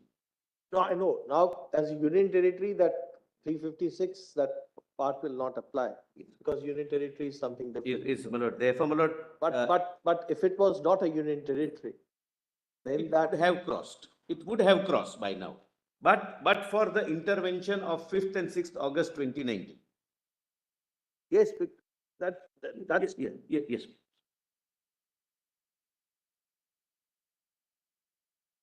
Lord, for your lordship's convenience, I have prepared, my lord, a chart. This is only section and the article and how it changes. It would be for quick reference, my lord, if your lordship permits. It's not nothing new. Nothing new, my lord. But 367 application, my lord, is little confusing if we read from various pages. Therefore, my lord, we have just made a common kind of a 3-page chart. as far as 367 is concerned. Only 367. 367, because there was some deletion also in 367. Therefore, my lord, please, my lord, it won't take more than 5 minutes, my lord.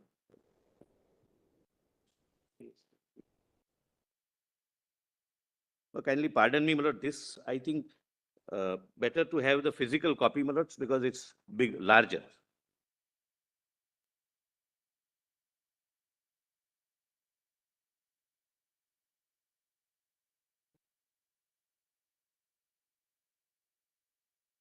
Lord, left-hand side is the Article 370 as it stood on the date of Lord, Constitution coming into force. Correct, my lord? Right-hand side is as on 17/11/52, CO 44. My lord, the change made under 370 sub-Article 3. Please see the color part. My lord, your lordships, I think, my lord, the Chief Justice is ahead of me, my lord. Yes. The Yeah, first- always so, my lord, but even No, in but this chart. my lord. Explanation, right? Explanation. Explanation, for the purpose of this article, the government of state means, my lord, this is replaced by Sadr-e-Riyasat. Please see. Right. Person for the time being recognized by the President on the recommendation of the Legislative Assembly as Maharaja of Jammu and Kashmir, acting on the advice of Council of Ministers for the time being in office under Maharaja's proclamation dated so and so. The person of for the time being recognized by the President on the recommendation of the, this is edit, the green part is addition, my lord. Green part, kindly, my lord, if your lordships can consider writing green part is addition. But please mark one thing, though, my lord, at that date, 17/11/52, the Constituent Assembly was in place. In 52, Constituent Assembly was in place, but only Legislative Assembly, my lord, was used while defining the state. Right.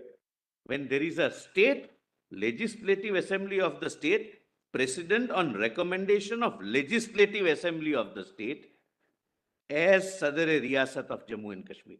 This is the first change. But this was done pursuant to the recommendation given by the Constituent Assembly. Correct. I have said so, my lord, in my written submissions as well. My lords are right. Thereafter, my lord, page 2, Lord, this is as on 14th May 54. The second change takes place. Just one, this would be, this amendment which came as a result of, this is under Article 370, Clause 3. First, The first The- exercise. of first 370. exercise. This is, Now- this is under Article, Clause 3 of Article 370. The first one, yes. Because at that time, Constituent Assembly was there. Was in force. So they then, the Recommended. recommendation resulted in the amendment to the constitution, it got carried forward. Words which are not recommended. May 1954, that is CO 48, Yes, my lord. The entire green part is added, my lord. under Article 367. Yes, my lord.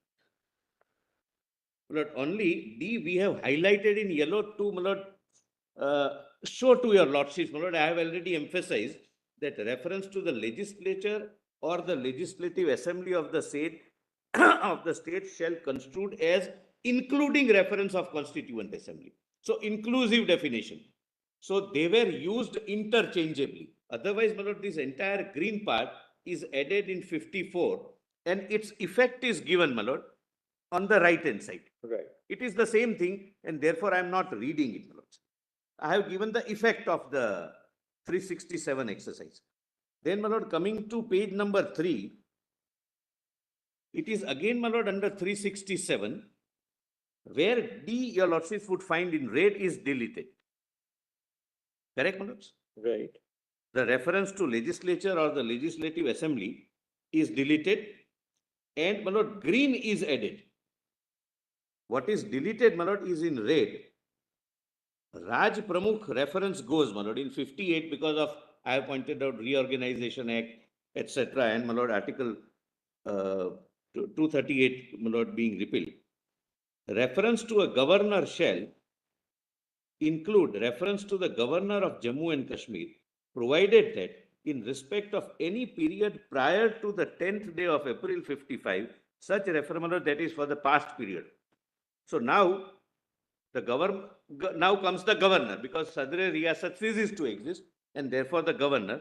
Right hand side, I have given effect to this amendment. Lord, CO 56 came in after the constitution was framed in Correct. Jammu and Kashmir, after 26 January 1957. my lords are right. So therefore, the reference to the Constituent Assembly is done away with in the Deleted. Article 367 Deleted. interpretation. But exercising the mechanism under 367, that's the, Lord, I wish to highlight. Otherwise, that's the two reasons. A, Constituent Assembly was not there, and governor because of state reorganization. Now, my lord, AA is the new addition. My lord, this is 66. My lord, this is the left-hand side on page 4 is what the AMNU judgment, my lord, approves. That 367 can be used for this purpose. AA is addition, reference to the person for the time being recognized by the President on the recommendation of Legislative Assembly of the state as Sadr-e-Riyasat of Jammu and Kashmir, acting on the advice of Council of Ministers of the state for the time being in office, shall be construed as references to the Governor of Jammu and Kashmir. And, my lord, But Sadr-e-Riyasat had already gone, right? yes, yes, ma'am. So then what was the need for bringing this in 1966? No, I'm sorry, Sadr-e-Riyasat went here. Oh, it went I'm here, sorry, that's it right. went here. Riyasat was earlier there. Earlier, it was removed from B, 4B. I'm sorry, B, it remained, it went in E. E. Now it goes from B as well. Earlier, the amendment was Sadr-e-Riyasat acting on the advice of the Council of Ministers. Earlier, it was individual capacity, then it became acting Yes. on the advice of Council of Ministers. Here now, the Sadr-e-Riyasat is replaced by Governor. Governor acting on the aid Right. advice. Yes, ma'am. Now, my lord, the last one at page 5, lord, which is done by CO 272, the impugned one, my lord, page 5. The proviso is added. The exercise which was undertaken so far under 367 was again undertaken for the purpose of Jammu and Kashmir. For Article 370, the word Constituent Assembly was replaced by the word Legislative Assembly. Same thing, because Constituent Assembly ceased to exist, it became Legislative Assembly now. And, my lord, the rest, I have, my lord, already explained.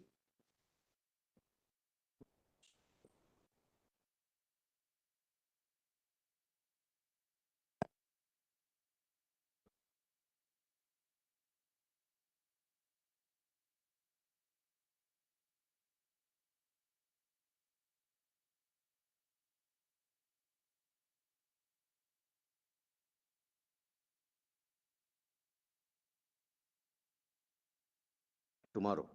There was one request, my lord, if it's a more of a, my lord, convenience request. My lord, if your lordships were pleased to sit on Monday, my lord, if your lordships can consider sitting even on Friday, maybe, my lord, it might be able to, we might be able to, my lord, finish. Your whole site can wrap up then completely. Yes. So that then. Because there is one holiday, that's, my lord, the request, my lord, if it suits your lordships and the other side, my lord.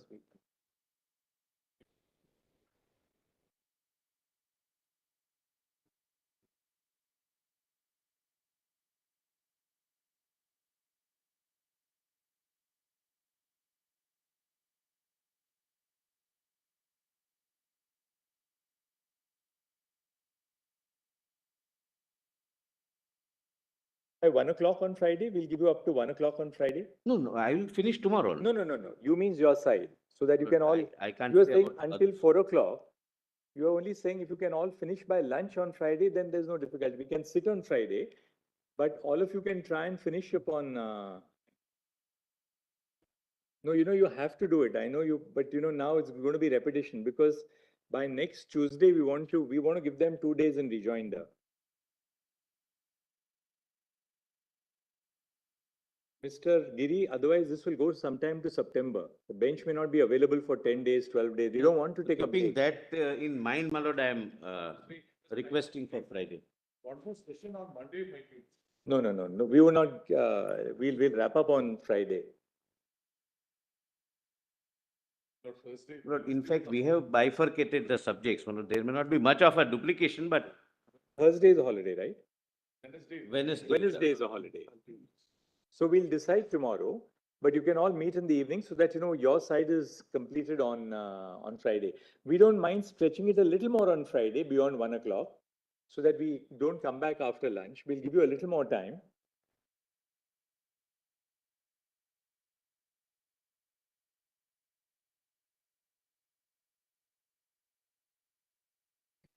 finish it by Friday.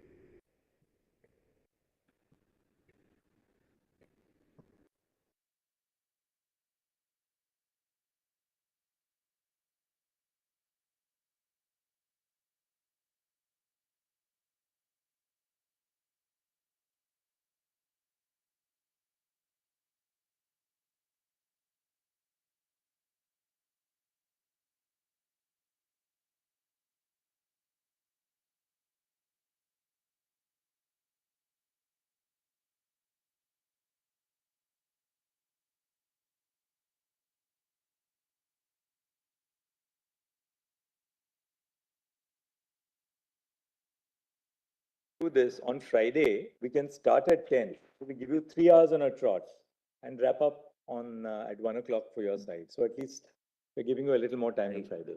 We'll, my lord, discuss and, my lord, Yes. come back tomorrow. Give us a solution.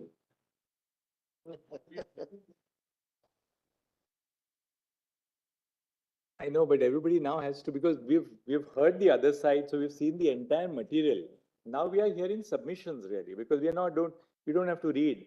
Now even the judgments have been read out to us, so Keep it as short as possible, but some. that's all that we are requesting. We are sure that you can achieve it. Mr. Giri, we are, Then, let's see. Lordship said same, when it went on the other side also, somebody was given half an hour, 2 hours, we'll not do that. Some perspectives will have to be pleased. Lordship may most graciously take note of the fact that. all right, but please do meet this evening in a way that, you know, on Friday, between 10 and 1, we will hear you on a trot for 3 hours and we'll conclude this side on Friday. Then we'll give them Monday and Tuesday to wrap up the rejoinders. Your Lordships then give us time for the whole of Friday, we'll do it.